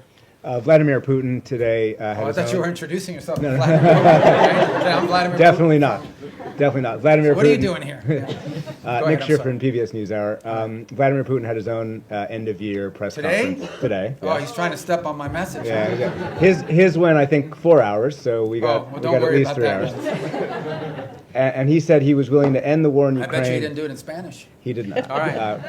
Go ahead, I'm sorry. No, it's all right. He said he was willing to end the war in Ukraine based on principles he had outlined last summer, and that included a complete Ukrainian withdrawal from 4 regions, most of which are not occupied by Russia, recognition of occupied Russian territory in Ukraine, and the complete lifting of sanctions. That goes beyond some of the recent conversations you've been having. So do you think Putin is serious about peace, and is the U.S. willing to recognize occupied Russian territory in Ukraine? Look, I think ultimately there is what people say, and I'm not claiming that that's not his position. I'm just saying there's what people say and then what people do. In the end, we're not going to base our approach to finding peace here on the basis simply of what people are saying. We're going to base it on what people are willing to agree to, what countries are willing to agree to. Our role is very simple. We try to understand what the Russian position, how much can they give and what do they have to have.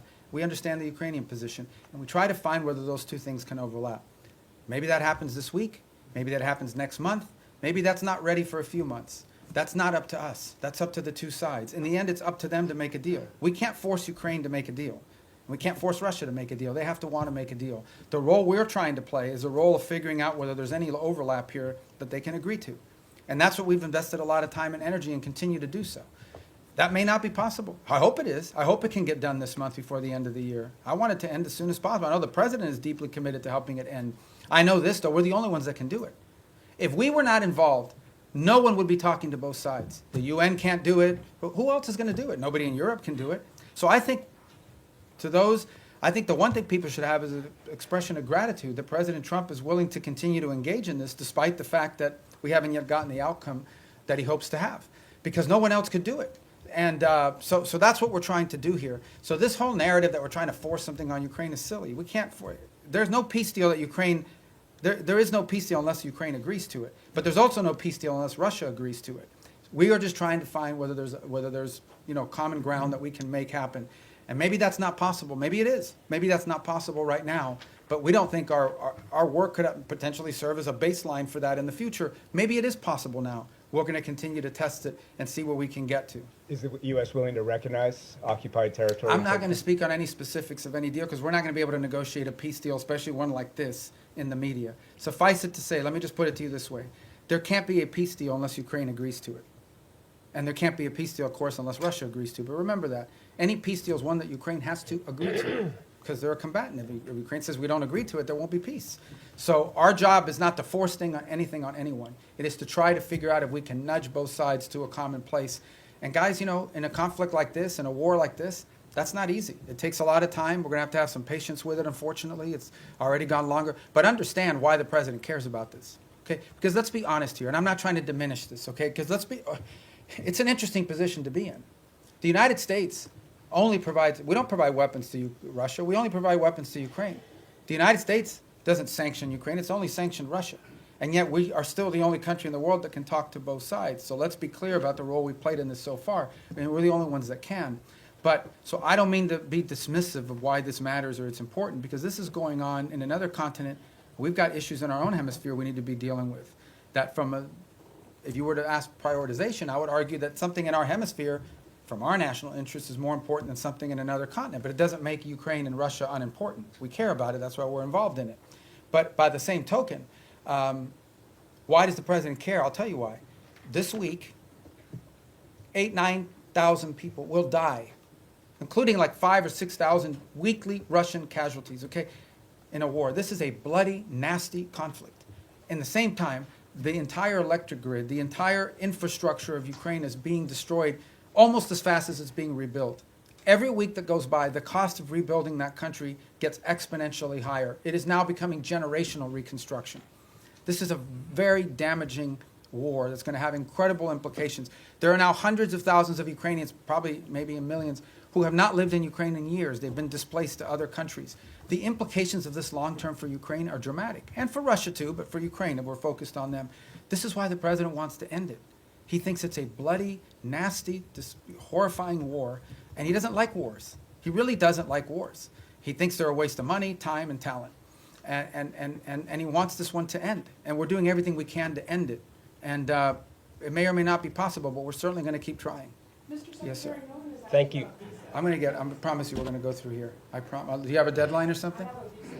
I know, but let me get to the roads, because if not, if I break up the road thing, you're going to screw up the whole plan I have for today. Go ahead. Thanks, Mr. Secretary. If I can turn internally for a moment, a recent survey by the American Foreign Service Association found strikingly low morale among career diplomats in the U.S., some of whom reported that they feel like they can't freely express their opinions, that their candidate input is not welcome, and many of them are saying that they're actually thinking about career changes.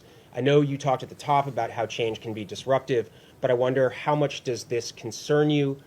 Do you possibly see this as a feature, not a bug, or would you be happy to see people leave so that you can bring in a new crop of people? And then just briefly on your own role, you have 2 jobs right now. Your travel schedule seems a bit lighter than your recent predecessors. You didn't attend the last NATO foreign ministers gathering and had your deputy go. Are you fully performing the job of Secretary of State? Are you more of a national security advisor than a Secretary of State? Can you talk about that? Well, first of all, on the travel schedule, we have a lot of leaders keep coming here, too. So you talk about NATO, great example on NATO. I already went to a NATO meeting this year of all the foreign ministers. Then I went to the leaders meeting, which not all the foreign ministers were at. And then on top of that, that week is the week we had Rwanda and the DRC coming to the United States on a deal that I was working in. So as far as the travel schedule is concerned, we have a lot of leaders constantly coming here. We have leader meetings every single week for the most part up until last week. So there's a lot of work to be done. On the Foreign Service, so we have very talented people here. I saw that report somewhere. That's from the union. It's from a union survey. All I can tell you is that today Foreign Service officers are more empowered at the regional bureau than they've ever been. I get descent cables. I get cables every day from all over the world that provide the baseline for a lot of the ideas that we pursue. There isn't a week that goes by that I don't send back 2 or 3 cables with notes about, let's turn this into a policy proposal. We are changing this place so that it is our missions in the field that are not just driving directives from the top down, but also ideas from the bottom up. And I'm very proud of that, and I think that's going to lead and pay huge dividends for future secretaries of state long after I'm gone. So, yes, sir. Thank you, Secretary. Human rights organizations report that 2025 has seen the highest number of executions in the Islamic Republic of Iran in over 2 decades. What specific new measures is the State Department taking to ensure that human rights abuses, specifically this surge of state-sanctioned execution, do not become a secondary priority in your dealings with Tehran? Well, ultimately, look, we have very deep systemic disagreements with the regime in Iran. And it's part of one of, if not the most sanctioned country in the world, one of the most sanctioned countries in the world. There isn't a week that goes by, or at least 2-3 times a month, I'm authorizing some new sanction on some new entity related to Iran. I don't think anyone could argue that this administration has been friendly towards them. So we continue to feature these things because it tells us about who they are. In the case of some of these executions that you're talking about, some of them, by the way, were in the aftermath of the war with Israel, where they went through and have jailed people and accused people of being informants and spies and things of that nature. But we're under no illusion, and every year we put out a report that outlines this, and we've been pretty consistent in our messaging. Our problem with the Iranian regime isn't simply, obviously it's predominantly their desire to acquire nuclear weapons, their sponsorship of terrorism, but it's ultimately the treatment of their own people. I said it in my hearing a year ago in the Senate, I say it now, I know of no nation on earth where there is such a difference between a regime that governs the country and the people who live there every single day. That regime is not reflective of the people who live in Iran, who are the inheritors of a proud and long cultural legacy and a proud history. And then you've got a clerical radical regime that has driven and taken the wealth of that country and used it not to enrich secure their people and their future, not to make sure they have enough water and electricity. They've used their money to sponsor terrorist organizations all over the world. That's what they've used their money for. So we're going to continue to consistently point that out. Secretary, second. I'm sorry, I got to go because I'm getting everybody today. Regarding Europe, you said that Europe was not going to be able to mediate between Russia and Ukraine. There's been some disengagement.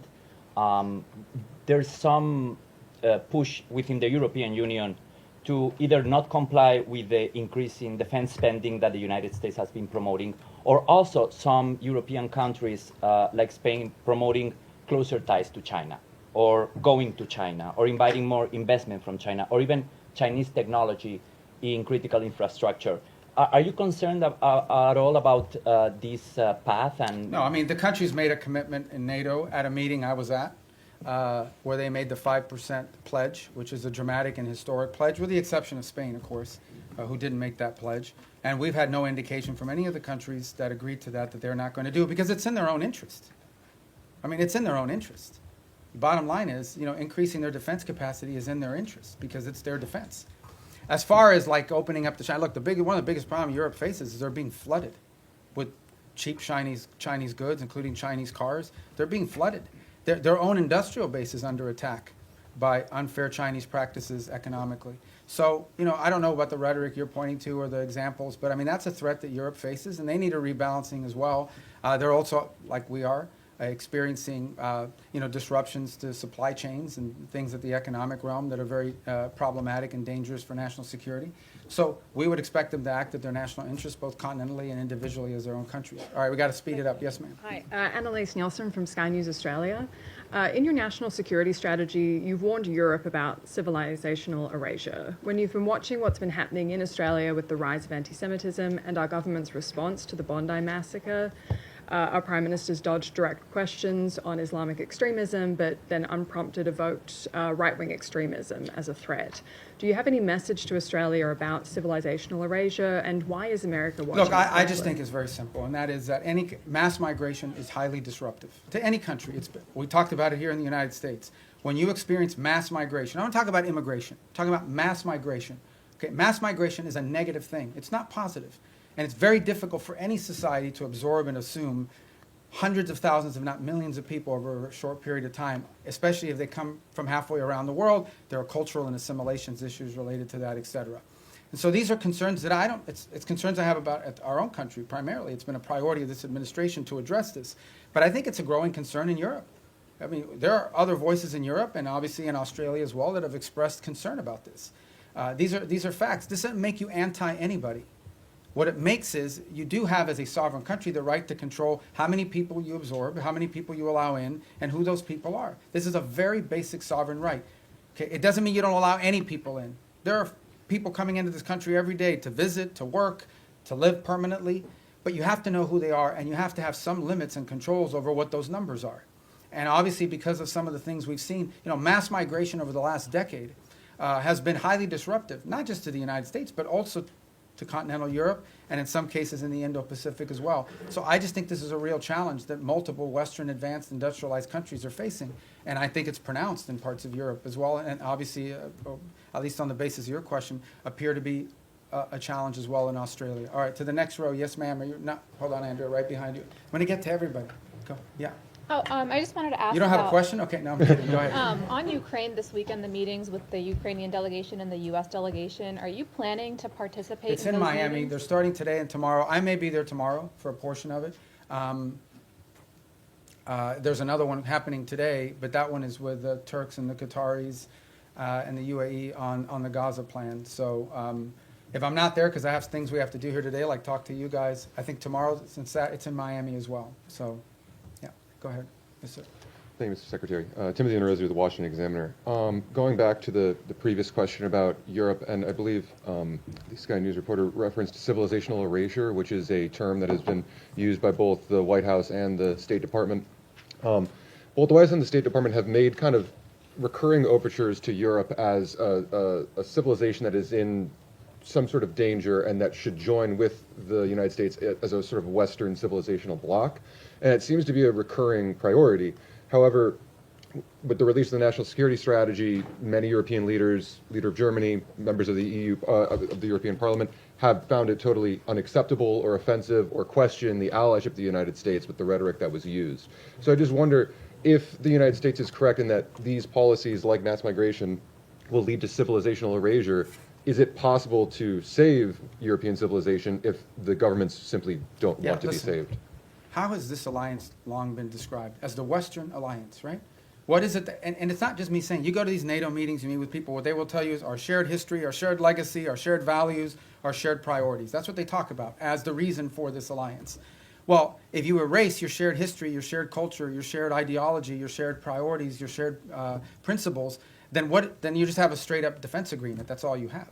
So what I'm trying to point to, and what we've tried to point to, is very simple. That is, at the bedrock and at the cornerstone of our relationship, for example, with Europe, is the fact that we do have a shared culture, a shared civilization, a shared experience, and shared values and principles on things like human rights, on freedom, on liberty, on democracy, on all sorts of on the rights of the individual, on all these sorts of things that we in this nation are the inheritors of in many cases, because many of these ideas that led to the founding of our country found their genesis in some of these places in the Western Alliance. If you take that away, if that's wiped out because for whatever reason it's no longer a priority, I do think it puts a strain and threatens the alliance in the long term and in the big picture.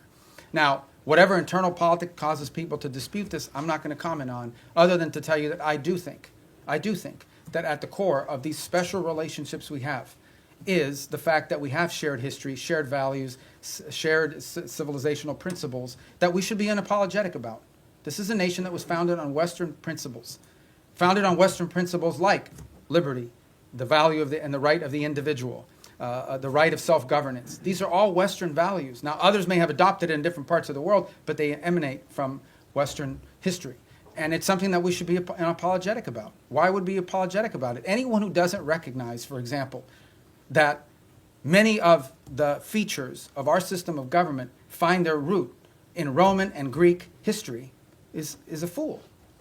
Is a fool. It's just not true. And so I think that we need to understand and embrace that, not negate it.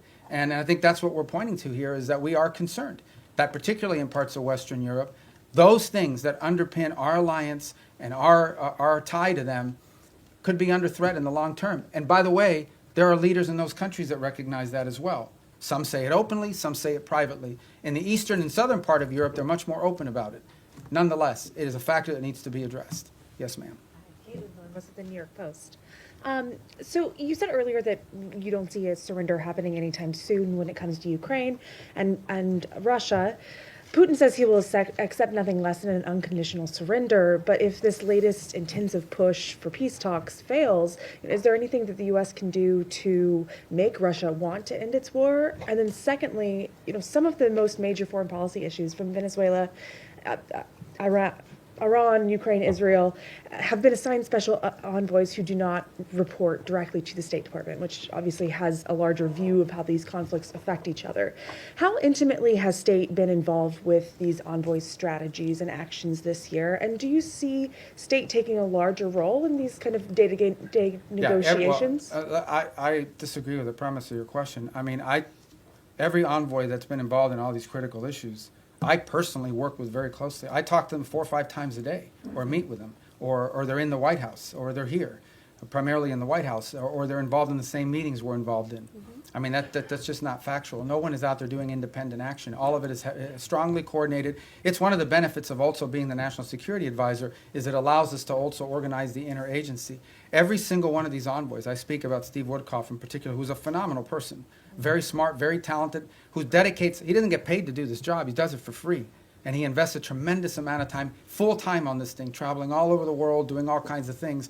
Okay, but Steve doesn't do anything independently. He relies on the interagency. He gets support from Treasury, sometimes from Commerce, certainly from the Department of War, and from the State Department. In fact, he's staffed in many of these visits by State Department folks, and including the ones in Miami. Especially as we get to the technical parts of these agreements. So the synergy there is very tight across the board.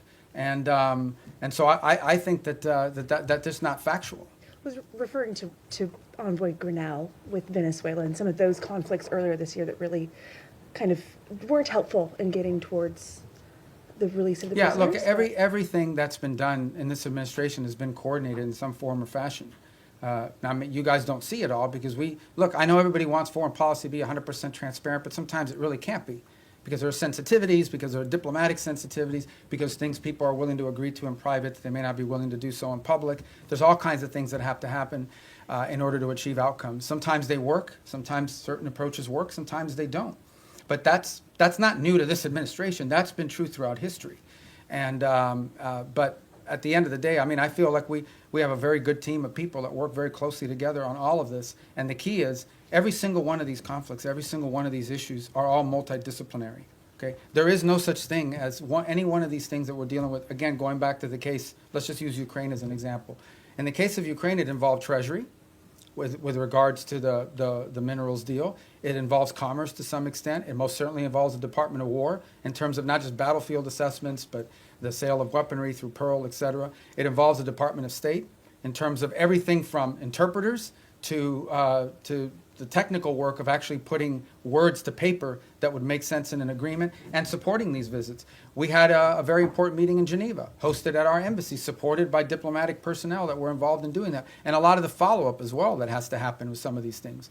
You know, peace deals aren't just, in the case of Gaza, strongly supported. We actually, we took our ambassador in Yemen, who can't be in Yemen, Fagan, and assigned him for 8 weeks on that portfolio so that we could have someone there to help navigate and coordinate all the technical aspects. You can reach a peace agreement in concept, but then someone's got to sit down and write down the technical language and the specificity, and they rely on the professionals in this department and other government agencies, depending on the subject matter. So, look, I think in any new administration, there's a learning curve early on. People are still getting onboarded. You may not even have people Senate confirmed yet in these positions. Maybe you haven't even hired some unfilled spots. But I think certainly in the second half of last year, I'm very proud and very pleased at the synergy that we've established on all of these things and that continue to establish it. Another one that's doing a great job is Mossad Boulos. I mean, he's out there every day working with our Africa Bureau. They're very involved in this, on trying to deal with Sudan, on trying to deal with the Rwanda DRC. So we have a good team of people that work very well together and very collaboratively, and we're going to build on that in the new year. Yes, ma'am. Thanks. Shelby Talcott with Semaphore.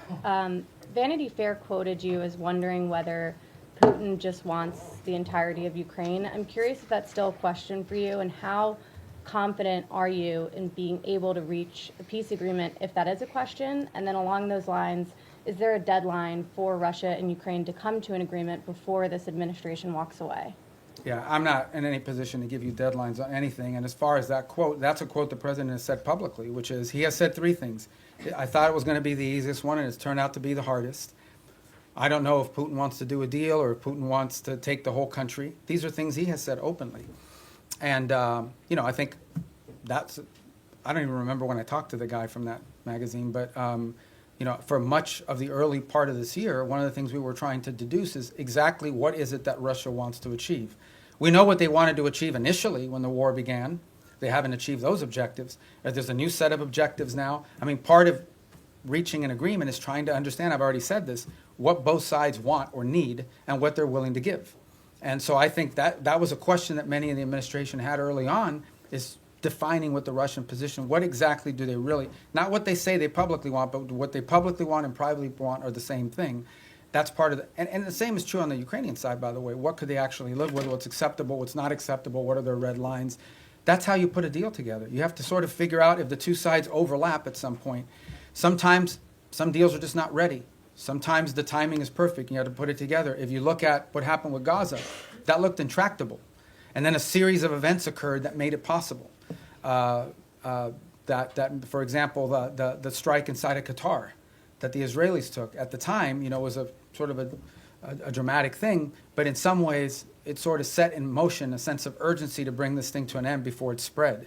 So sometimes you just have to be ready for a change in circumstances or conditions that allow progress to be made. But these things are hard to do. They take a lot of time. Sometimes it takes some patience. It's just unfortunate that you know that every day that goes by, more people are died and more people die and more things are destroyed. Yes, sir. To come back to your comments earlier on Sudan, you mentioned this concern about transshipment and weapons coming from overseas to Sudan. Could you sort of put a slightly finer point on it? Have you raised this with the UAE in your meetings that they need to stop providing support to the RSF? And have you got any commitment or any kind of look, response none of to these, that? neither side has their own factories for the most part, right? All these weapons are acquired from abroad. They have to come from somewhere else, and they have to come through somewhere else. So someone is allowing it to be shipped in, and someone is actually shipping it. So we've had the right and appropriate conversations with all sides of this conflict, because that is their leverage. Without their support, neither side can continue. So that's why we need to engage, and that's why we've engaged the parties involved in all of this.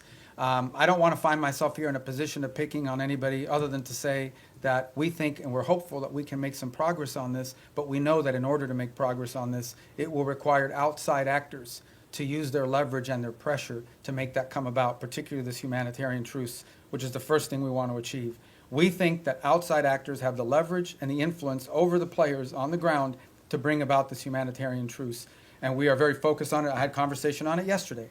We have spoken to the UAE, we've spoken to Saudi, we've spoken to Egypt, and this is not new. We've been talking to them. We signed a document with them in September at the UN gatherings. We had previous meetings with them before that. So this is not a new engagement. It's just one that's had a higher sense of urgency given recent events there. But yeah, we're involved every single day trying to work through this because we do understand that, and this is not new to this conflict. It is in many ways similar to what happened to happen in Gaza. What brought Hamas to the table, among other things, was the fact that some of the countries that had relationships with Hamas, like Qatar, like Turkey, played a very constructive role in bringing them to the table and pressuring them to sign an agreement. And we played a similar role on the other side. So, it's not unusual that you would involve outside actors in using leverage to bring parties to the table to agree on something. Yes, ma'am. Thank you, Mr. Secretary. On Venezuela, what is the U.S. willing to commit if Maduro is ousted from power to ensure that the country doesn't plunge further into instability in sort of a I power don't have vacuum? any announcements on that right now. And do you see Maria Corina Machado and Edmundo Gonzalez as the heir apparents for power? Well, we don't believe Maduro's not legit. We've been pretty clear. We didn't recognize him as a legitimate president. The previous administration didn't as well. The first Trump administration didn't either. He's not the legitimately elected president. They had an election last year that was stolen, and everyone knows it. Even all the countries in the region know it. And but I don't really have anything to add other than what I've said today with regards to Venezuela.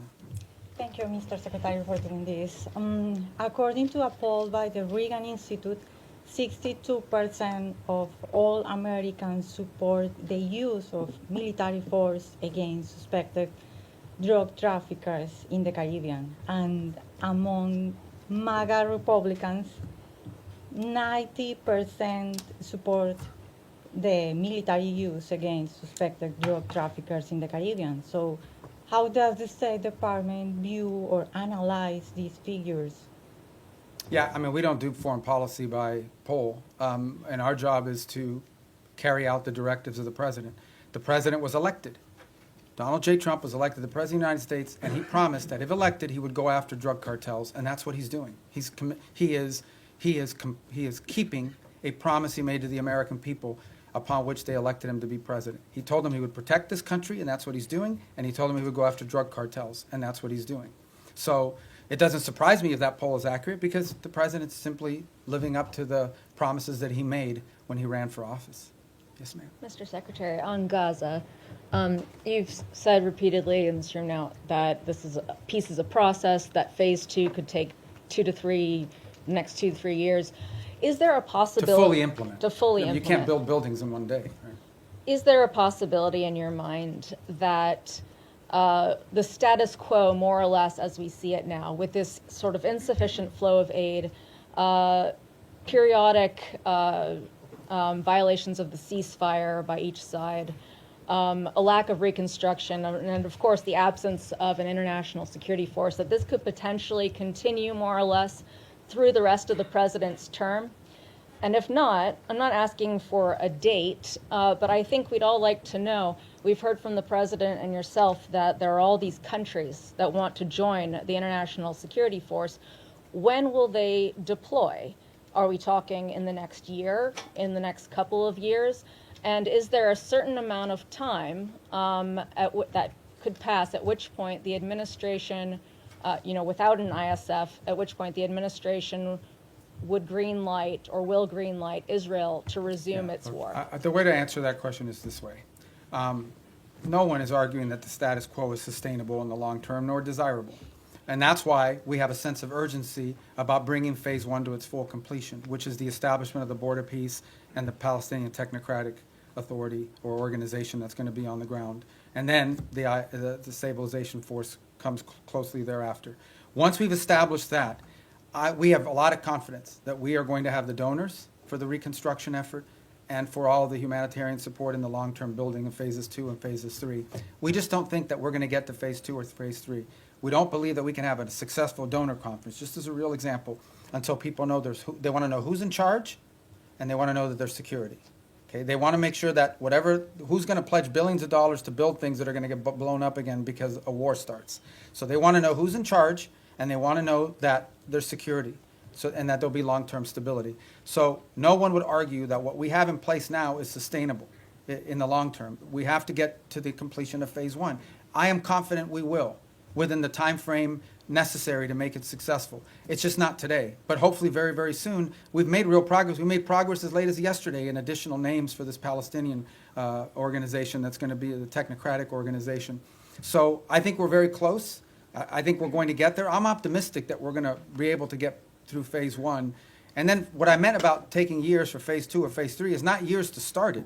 I'm just being, to rebuild a place, to put buildings and rebuild an economy, it takes time. You'll have the donors, but you still have to have the equipment. You got to build. You have to do all that sort of thing. This is a long-term project. Phase one is not a long-term project. It has to happen. I'm confident it'll happen within a time frame that makes it successful. We're very committed to it, and so is everybody else.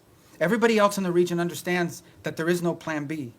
If this doesn't work, plan B or what's going to happen is a new war, and no one wants that. No one wants that. So, Mr. Secretary, are you going to be able to tell us in the next year who is going to secure Gaza and it'll have to happen who is much. going You're to talking about the disarm? stabilization force? Yes. Yeah. That'll have to happen much more than a year from now. That is the completion of phase one. When we get through the establishment of the stabilization force, border peace, Palestinian group, stabilization force. All those things happen, boom, boom, boom, 1, 2, 3. They have to happen very quickly, not a year from now. This is something we're aiming at very soon. It has to. It's what we're focused on right now, like a laser. All right, yes, sir. Secretary, thanks for all the time, and it's not going to be 4 hours, I promise. We're good. It's an hour and a half. You see the press corps is hungry for engagement here. I hope the State Department will return to regular press briefings soon. You got a great spokesperson's unit over there that's more than capable of handling it.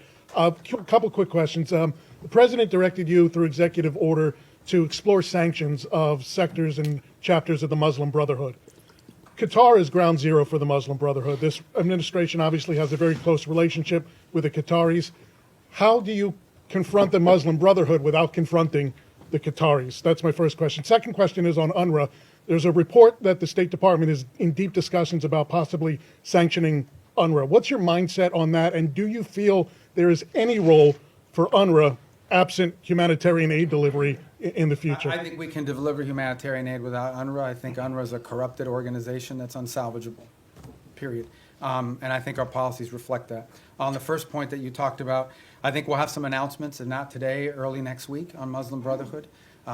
Designating groups there's a series of internal steps, despite what people may or may not perceive. There are things we have to meet, criteria we have to meet, information we have to have, boxes we have to check, legal reviews that have to happen, and that takes time. So, but I think there'll be announcements very soon on that, probably as early, if not today, early this next week. Do you expect pushback from the Qataris? Well, I'm not going to comment on which segments of the Muslim Brotherhood. As you know, there are different chapters, for lack of a better term, and individuals spread throughout the world. But the President's issued his executive order, and we're working through the execution of it. And we'll get to what we need to get to. A lot of this obviously depends, from a legal review standpoint.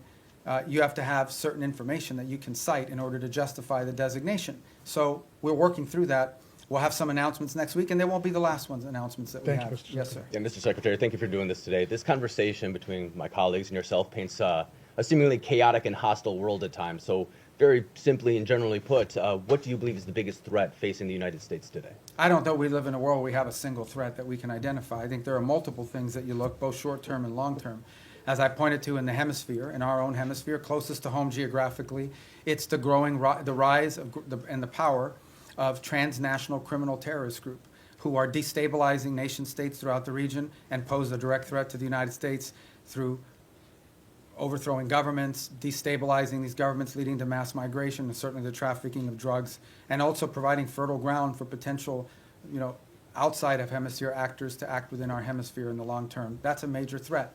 I think we face some challenges. And we know the United States industrial base, the United States supply chains become dangerously dependent on other countries for many of the things that are elemental and critical to our, not just sustaining what we have, but building the economy of the 21st century. And so building up our industrial base and diversifying our supply chains are a critical threat that the United States needs to confront.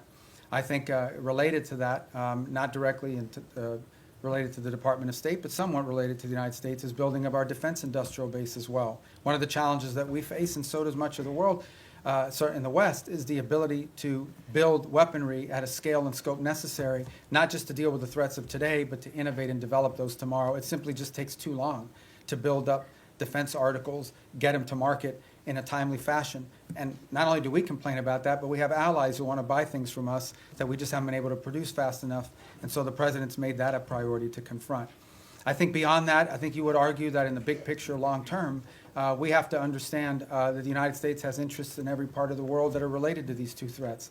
In the case of Africa, we see countries that have extraordinary opportunity to develop economically, the youngest population in the world, and the United States wants to have relationships, both commercial and personal, with many of these nations as they emerge in their own right into an era of prosperity. We want to be there to help assist in that if possible. We want to make sure that American interests are taken into account. Unfortunately, there are many countries around the world that in the past have had to rely on predatory practices of other countries to receive stability, to receive funds necessary to build infrastructure or what have you. We want to make sure that American businesses are at the table offering alternatives, be it in telecommunication, be it in artificial intelligence and technology, be it in basic infrastructure. So there's a lot of things to uncover and unpack, and I think in the long term as well. And I think our national security strategy reflects a lot of this. So I wish we lived in a world where we had one major threat. Many of these are interrelated. Yes, sir. Thank you, Mr. Secretary. I was going to ask my questions in Calibri, but since you do not Well, communicate that I in that speak Times anymore, New Roman. I am. I'm going to ask in Times New Roman instead. Sorry about the Dolphins. That's all right. I know that you don't want to predict anything, but whether you're at these meetings in Miami, obviously not today, but maybe tomorrow, do you think that there's any chance of having some kind of announceable progress before New Year? In other words, are we going to be working on New Year's Eve? We might be, if it's necessary and productive. You know, we're going to work as long as it takes. Okay. And by the way, these are the meetings you know about, but there's talks going on every single day. There was a meeting earlier this week in Berlin. There's phone calls every day. There's phone calls every day, be it with my counterparts that are national security advisors, or my counterparts that are foreign ministers, or what Steve is engaged in, or what Jared's been engaged in, or what even at the diplomatic level, there are days where it's Matt Whitaker, our ambassador to NATO, that's involved in a conversation, or one of our ambassadors, one of the nation states that are relaying back a conversation or involved in one. So there's work happening every day, all the time, probably around the clock. Not just on Ukraine, but on all these other things. Okay. And then But these are the meetings you know about, and everybody kind of focuses on them as big events, but there's work happening all the time that lead up to those meetings and follow those meetings. As far as predicting a timeline, look, I'm not going to do that. This is a difficult task. It's an important one. We're focused on it. We want to get there as soon as possible. Okay, so and then obviously Gaza and Ukraine are still works in progress, but of the peace agreements that have been reached so far, two of them are in obvious trouble, right? You know, obviously which ones they are: Cambodia, Thailand, DRC, Rwanda. In retrospect, and I know that work is being done to try and resuscitate these, but in retrospect, do you think that the administration, the president, but also others, declared victory on these too early? I mean, this fighting, for example, with Thailand and Cambodia did stop. Both sides have made commitments in writing that they signed. Those commitments today are not being kept as a result of both sides claim grievances against one another. And so the work now is to bring them back to the table. The ASEAN ministers will be meeting on Monday. I had a call yesterday with my Thai counterpart and intend to do the same, and we've been involved, the president, in conversations this weekend. And our hope is between now and Monday to work to bring everybody back to compliance with the agreements that were made. In the case of the DRC and Rwanda, we have signed commitments from both sides. Those commitments are not being met. But at least we have the signed commitments. We now can hold people to something, and we can push them. And in that case, by the way, for example, in the case of Rwanda DRC, as a good example, not only have we been engaged, but we have asked our friends on the Hill, both Republicans and Democrats, to also engage in conversations of their own with these leaders so they understand this is a bipartisan, multi-branch of government interest in this topic. But the good news about both of those is we have signed agreements. At least we have something we can push them towards compliance on.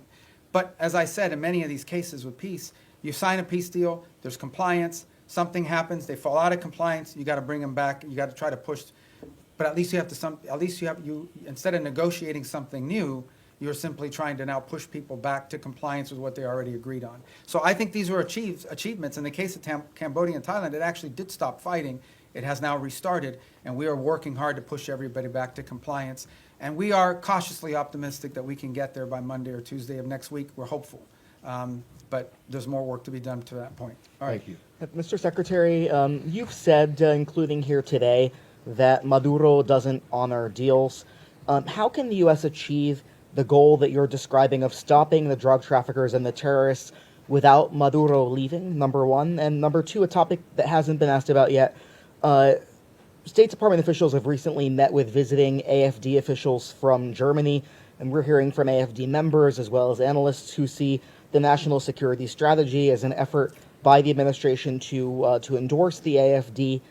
Can you share anything about the views of your views or the views of the administration on the AFD in Germany? Yeah, I mean, on the case of Venezuela, I mean, I've answered it repeatedly now. I can only tell you our national interest is ending the flow of drugs towards the United States and these terrorist activities that are occurring that include cooperation with these gangs. Beyond that, I'm not going to speculate on what leads us to that outcome, other than to say that we're very committed to reaching that outcome.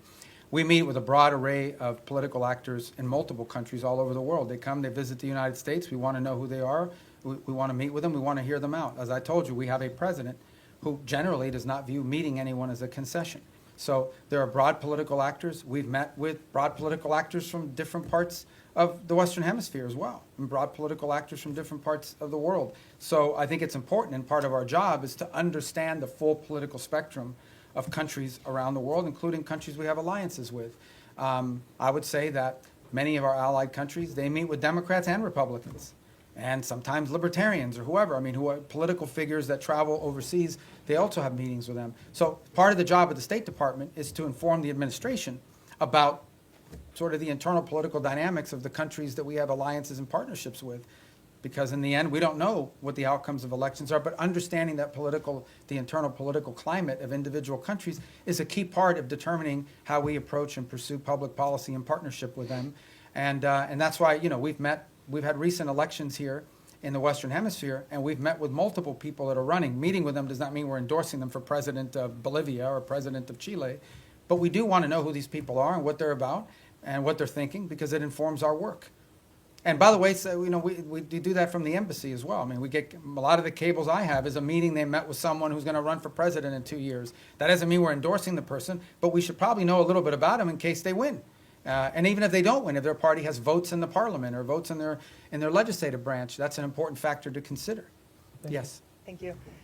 Some key European and regional allies say they're limiting intelligence sharing with the United States because they're worried that the boat strikes violate international law and they don't want to be involved. Doesn't that strain these relations with key partners that you say you need in order to do these broader security efforts in the region? No. No, it doesn't. I mean, ultimately, at the end of the day, I'm not going to comment on intelligence matters. Look, every day I read stuff that's just not true. Every day. I'm not telling you guys but you guys are being lied to sometimes. Like, sources will come to you and tell you things. Just because they have a government email doesn't mean that they know what they're saying. Maybe they just want to sound important. Maybe they have other incentives. I'm not opining about your question in particular. I'm just writ large, but I'm not going to talk about intelligence matters. Suffice it to say that the United States, every boat strike we've conducted, okay? This is not people seeing a boat and say, okay, let the drummer get wicked and blow him up. We're not talking about that stuff. We are presenting every single one of these is justified. We know who's on those boats. We've been tracking them from the very beginning. We know everything about them. Okay, there are boat strikes we don't take because they don't meet the criteria, the legal criteria. We have everything we need, and it's one of the reasons why you've seen this massive deployment in the region, is to be able to gather intelligence and paint a picture that we can justify to lawyers based on the law. So I'm very confident about that effort. It's been very successful. Thank you, sir. Back to terrorist designations. Last month, the State Department designated 4 European groups aligned with Antifa as foreign terrorist organizations. Could we see more designations like that in the works for left-wing extremist groups, and what could the scope I mean, of if that the look groups like? involved in firebombing, if there's anybody involved in activities such as that could potentially inspire or lead to violence in the United States, we're going to designate them. So sure, if you have any we want to suggest, I will look at them. Okay, here you go. I told you we'd get to you. Go ahead. Thank you very much. Thanks for your patience. Mr. Secretary, I wanted to drill down on the way you and the administration see America's national interests, because you said that Ukraine is not on our continent, not our war. You said something in our own hemisphere is more important. So this involves both our commitment to the negotiations in Ukraine, which the President is passionately committed to for ending the rising numbers of deaths, he says. Russian President Putin told my colleague, Keir Simmons, today at the news conference in Moscow, "We do not consider ourselves responsible for the loss of life because it was not us who started this war. Does the administration, does the present you, the administration, believe that Putin was not the aggressor here? And if so, how can you reach an agreement between two parties when the aggressor will not acknowledge that he invaded a sovereign country? Let me, if I just may follow. So how do you reach any kind of compromise or ceasefire when Vladimir Putin repeatedly says, and you say that may not be what he really believes, but he has never said that he would make concessions publicly. And he's never said that he invaded Ukraine. He's always said that that is Russian territory. So why is that not in our national interest? When also in our hemisphere, if it's impossible to eliminate the threat of narco-terrorism as you describe it, with Maduro in charge, you've described the extent beyond narco-terrorism and drug trafficking of his threat. You've described it today as a threat to the region. Doesn't that mean there will have to be regime change? And is it in America's national interest to get involved in regime change in our hemisphere, given what's happened before? And why is Maduro this overriding, I mean, he is an overriding threat by all acknowledgement, but why is the former president of Honduras not a regional threat, who was personally involved in, hundreds of tons? So let me take the second one for the first one. On the president of Honduras, I'm not involved in the pardon process, which is what that was. He's no longer in office. So that might be. He was in a U.S. prison. No, I understand, but I can't comment on our pardons process because that's not an area that I have many jobs, but that ain't one of them. So I'm not hiding from it. I'm just telling you I don't know. I can't give you an informed answer on that because I was just involved in that process. As far as the question of Maduro and his impediment, look, I've just made the observation that it's hard to make a deal with someone. Everybody says, everybody says we should go to negotiation. All I'm observing, I'm just saying all I'm observing is he's never kept any of the deals he's made in the past, which makes it difficult to consider making one in the future. Beyond that, I'm not going to speculate about what might or may not happen. Ultimately, I can tell you what our goals are and what our interests are, and that's how we've defined them. Well, in 2019, didn't he get bailed out by Cuban military, Cuban intelligence, outside forces? And so ultimately, with this blockade, is this partly, yes, Maduro, but partly to get at Cuba and Iran and the recipients of this sanctioned oil? This action on the boats, these are sanctioned, but these are enforcement actions. That's what they are. They are existing sanctions. And therefore, 80% of their oil is shipped through ghost fleets. Okay, so we understand what we're talking about here. We are talking about boats that are basically privateers, okay, that are flying under false flags, that turn off the transponders, that spoof their true location. They are hired to evade sanctions. We are simply enforcing sanctions. Every one of these has a court order attached to it. We go to a judge, the judge issues the warrant, we're executing. These are enforcement actions. The fact that they happen to impact a terrorist regime, is a good thing, but they are enforcement actions, and we are conducting enforcement actions. On the case of Ukraine, no one has said that Ukraine is a zero in terms of our national interests. We have sold them billions of dollars worth of weaponry. We've provided them in previous billions of dollars worth of weaponry. We continue to provide them intelligence support. And we have sanctioned. The president has sanctioned the Russian Federation. He issued oil sanctions. All the oil sanctions everybody wanted him to do, he did them. He did them a month and a half ago. All I'm saying, now you point to all the stuff about, does Putin say this? Does Putin? That's why this issue set is difficult. I'm not claiming anything other than the fact that we understand it's difficult. We understand that you're not going to have a deal unless both sides have to give and both sides have to get. Both sides will have to make concessions if you're going to have a deal. You may not have a deal. We may not have a deal. It's unfortunate. The U.S. should walk away from that if it is not a prime region interest, because it's not in our continent. That's not my decision to make. Ultimately, the president will make a determination if and when he feels like further U.S. engagement is no longer productive or serves the national interest. That's a decision the president have to make. I can't speculate about that. All right, yes. Mr. Secretary, a question for you on Venezuela and then quickly on Ukraine. You mentioned Maduro was not the only one indicted by the United States in the Southern District. Does that mean it is U.S. policy that not just Maduro, but his top regime lieutenants, cabinet members, that they all must exit? Yeah, no, I point to the indictment simply as when people say, well, how do we are alleging that he is, and I guess, you can describe it any way you want. I just want to make clear, like, this is not something we came up with. Right. We're basing it on a federal indictment and a superseding indictment. Cabello's in there. Yeah, a bunch of people are. And so, but what it proves is, and the reason why I raise the indictments is because the indictments are the point of the $50 million reward. And I believe the $25 or $10 million reward for Cabello and for others. My point is that this allegation, this claim that the Maduro regime is a narco-terrorist organization is not on the basis of political talk or speculation. It is on the basis of evidence provided to a grand jury in the Southern District of New York that returned an indictment. And that's why I point to those indictments. Can I ask you on Ukraine quickly, because Russia has deployed its latest nuclear-capable missile system to Belarus, according to that country's leadership. We've heard from a number of European leaders, the Chancellor of Germany himself, that they think this era of Pax Americana is gone, that they are needing to prepare to be on a war footing because of the threat from Putin. Do you believe, does this administration believe today, that Vladimir Putin will end his march on the eastern flank of Ukraine? And do you stand by our European allies against any kind of attack? Look, we have heard the same concerns from our allies in NATO. It's why we are in NATO. It's why we meet with them. It's why we talk to them all the time. I've spoken to Mark Rutte this year probably 40 times, and he's spoken to multiple people in our administration as well, multiple times. He's been here multiple times. He speaks to the president directly.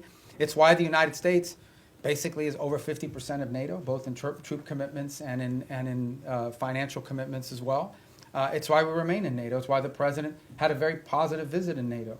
In the end, that's why we're in this alliance. And that's why Article 5 in the NATO alliance is important, and the president has reiterated that. We think it's a very strong deterrent against any of these fears or concerns that any of our allies in the region may have. And the president's been clear that we are committed to NATO, we're committed to the alliance, and our commitment isn't just rhetorical. Our commitment is in action, in the troops that have been deployed, in the monies that have been spent, in the capabilities that are located, in the cooperation and work that we do every single day with our NATO allies. The only thing we're asking for, which is not unfair, is for our partners in the alliance to improve their own capabilities. Because the more capable our allies in NATO are, the more capable NATO is. But We're going to keep doing our part. We just want them to do more. And they've committed to do more.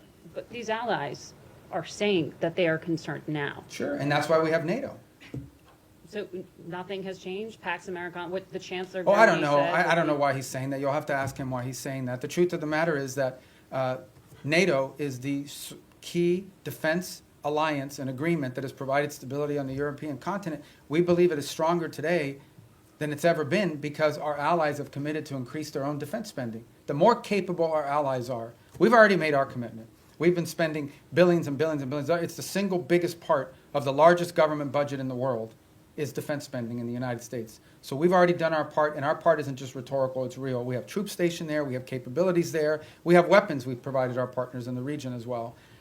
We believe that if you want a strong NATO, you want your allies in NATO to be stronger. The more capable our allies in NATO are, the stronger NATO is collectively. And that's why we're very pleased to see them make that commitment of 5%, with the exception of Spain. And that's why the president left our NATO gathering earlier this year so enthusiastic about the future of NATO and about our role in it. And in fact, that's why the president's been working with NATO countries on the Pearl program, which is what's providing weaponry to the Ukrainians today. Go ahead. Secretario, gracias por su tiempo y por atendernos. Sé que esta es como la 10ª pregunta de Venezuela, pero quiero quedar claro con varias cosas. Primero, usted puede hacer una referencia al comentario que hizo el presidente Trump apolítico cuando dijo los días de Maduro están contados. ¿Eso se refiere a días, semanas, meses? Esperamos un 2026 sin Nicolás Maduro.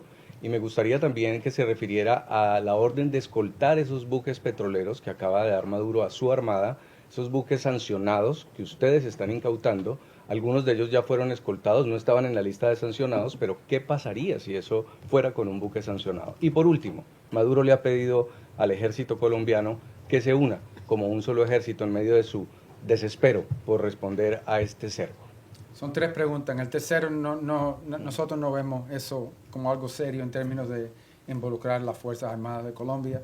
En términos de los buques, como bien han dicho, creo que salieron 4 buques ayer, que ninguno de los 4 eran sancionados. Y no existe nada que vaya a impedir nuestra habilidad de poder enforzar las leyes de Estados Unidos en términos de los buques que son sancionados. Y en la primera pregunta yo no voy a especular sobre, tendrá que preguntarle a la Casa Blanca. El comentario del presidente simplemente para decirle que sin duda pensamos que el régimen de Maduro es ilegítimo y que su cooperación con estos grupos terroristas en nuestra región, incluso sus propias actividades terroristas, son una amenaza a la seguridad nacional de Estados Unidos. The 3 points that he asked about, one had to do with the Maduro calling on the Colombian armed forces to join ranks with him, and we're not really focused on that rhetoric. We're also not concerned about, there were 4 boats yesterday that were escorted by so-called naval vessels. Those were not sanctioned boats to begin with, but there's nothing that's going to impede our ability to enforce U.S. law when it comes to sanctions. We're not concerned about that. Sanctioned boats, we have the capabilities necessary to enforce our laws. We'll have a judicial order, we'll execute on those orders, and there's nothing that will impede us from being able to do that. And on the first point, the question was something about President Trump had said that Maduro's days are numbered. I didn't hear that quote. Was that a recent quote? ¿Esto fue reciente? El 9 de diciembre. Yeah, so ultimately, look, our observation is the same I've made here repeatedly, which is that the fundamental challenge we have here is that the Maduro regime isn't just illegitimate, they openly cooperate in terrorism against the United States. And that's a problem, and it remains a problem, and it's at the core of this. Habló con María Corina Machado, ¿tiene pensado recibirla en Washington? No está nada programado, yo creo que ella todavía está en Oslo. Pero obviamente yo he hablado con ella mucho en el pasado. Go ahead. Are you going to tell us in English? He asked about Maria Corina Machado. I believe she's still in Norway. I'm sure there'll be a meet. She'll come to the U.S. at some point, and I've obviously spoken to her many, many times over the years. Thank you, sir, for taking so much time with us today.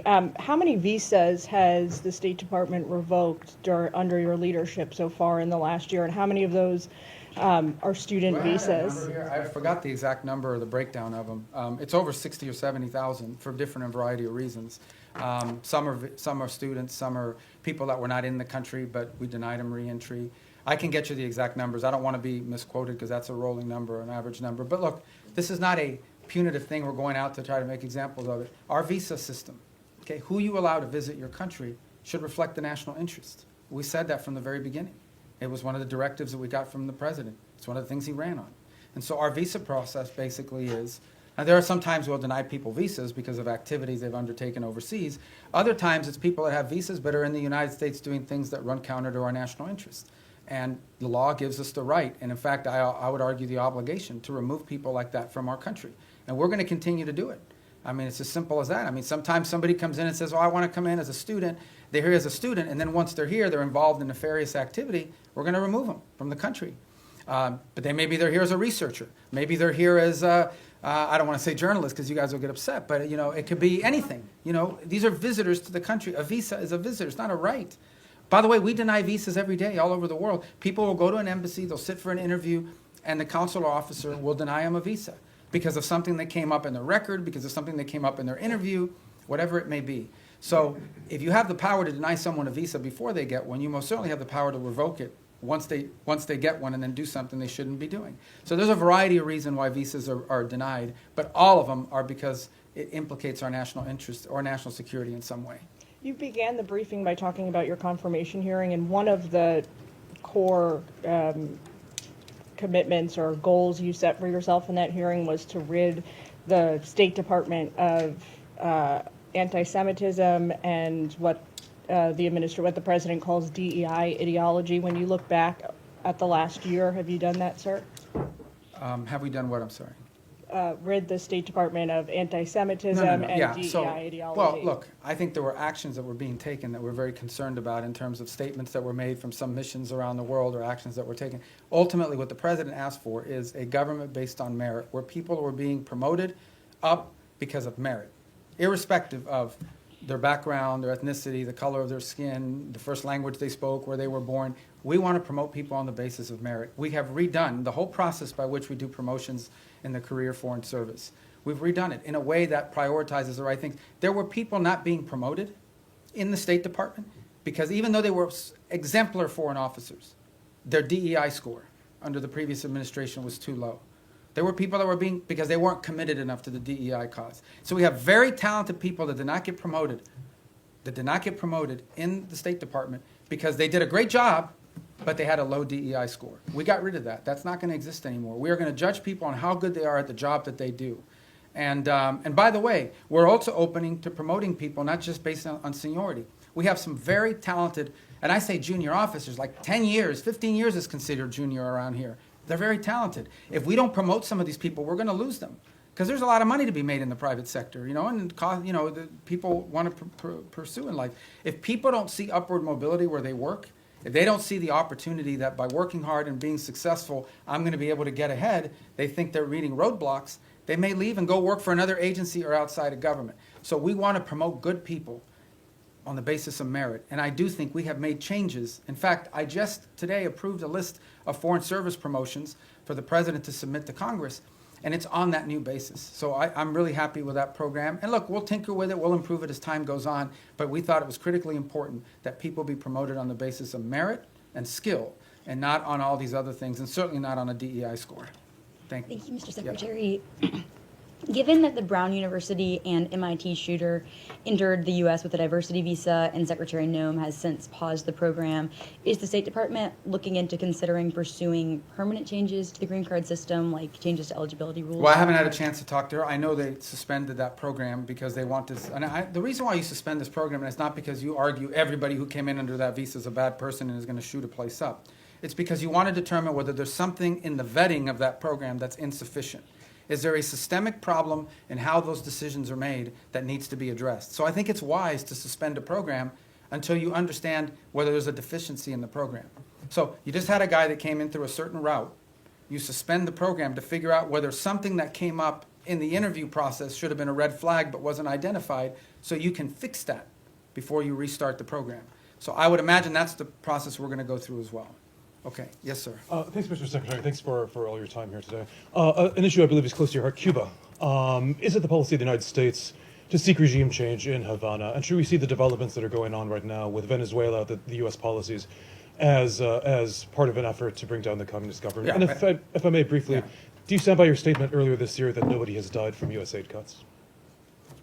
On your first point, I think it's not just the policy of this administration. I think every administration would love to see a different type of situation in Cuba. Cuba's a disaster. It's a disaster.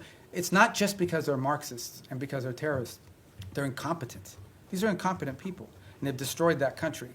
On the second point, I'm very proud of the changes we've made in foreign aid. Just yesterday, the day before, we are, I think before the end of this year, going to enter into over 50 compacts, health compacts with different countries around the world. Understand the way this used to work. We used to go to a country and say, we're going to give you a bunch of money for your health care programs. And then we would go out and hire some NGO in Northern Virginia or whatever. They would take their 60% cut off the top for administrative aid. They would take another 20%. Before you knew it, just a portion of that money was even reaching these countries. In many cases, many of those countries, it is true. I heard somebody whisper that's not true. It is true. And many of these countries, the governments didn't even know how much money was being spent. We are now entering into government-to-government compacts with these governments. And the compacts are the following. Not only are they provided assistance, but they are being provided a plan to build up their own self-sustainment and their own abilities internally. So that in the long term, these countries need less aid because they can now do it for themselves. Some countries may take 5 years, some countries may take longer, but we're very proud of that, and the countries are very excited about that. I'm also very excited about humanitarian aid. It's interesting. Nobody, you guys didn't pay a lot of attention to this, but this happened. In Jamaica, got hit by this hurricane. And everybody, I saw some articles, this is going to be a disaster. The U.S. humanitarian response is not going to be good. It was excellent. Perhaps one of the best humanitarian responses in recent memory in terms of what we were able to bring very quickly to bear in assistance to them, led by our embassy, but also led by the region. And by the way, it was also very helpful that we had a lot of military assets in the region that were able to assist in that as well. We recently had an event in Sri Lanka. Again, we were able to very quickly provide assistance, the assistance they needed. So it's still a work in progress. We're still building this out. But I think in the big picture and in the long term, when people look back at this, they're going to say that we redid foreign aid in a way that actually delivered aid more effectively and in a way that furthered our national interests, both. And a lot of it driven from the embassy level. The amount of control and power and influence that our ambassadors and our embassies will now have to help shape how foreign aid looks like in those individual countries is much greater today than it was when you had USAID sitting alongside them almost as an independent branch that oftentimes took actions completely divorced, completely separated from our broader foreign policy. Yes, sir. Thank you, Mr. Secretary. First, I want to ask a clarifying question regarding Venezuela. You mentioned you've spoken with the opposition leader repeatedly over the years. When was the last time you spoke with her? I don't recall. I mean, she was not in a place where talking was very easy. You know, she was in hiding in Venezuela. Do you think there's a possibility we could be seeing a White House summit with her in any sort of future? I don't know. I mean, that maybe. I don't know. I mean, nothing's been planned. And then shifting gears a little bit, the State Department mentioned earlier this year some free speech concerns, particularly in Europe. What are some goals you have in regards to that in 2026? Any countries or certain efforts that you have? Well, I mean, broadly, we're concerned about any place, first and foremost, where American free speech could be implicated, right? Are we going to live in a world where some American puts up a social media post and then gets to some airport somewhere and is arrested? We're also concerned about the impact that some of their policies are having on our social media platforms. As you recently saw, you know, X is facing this massive multi-million-dollar fine that they're going to have to pay, I guess, if they want to continue to operate. But I think more importantly, I think it touches on the broader question that was asked a little bit earlier. We all talk about how these alliances, in many cases our alliances with our European partners, are built on our common principles, our common values, as much as anything else. These aren't just a geopolitical arrangement. It is an alliance with like-minded countries with whom we share values and principles. And one of those values and principles, we hope, is freedom and the freedom of expression. And we're concerned that that is eroding. Okay, thank you, guys.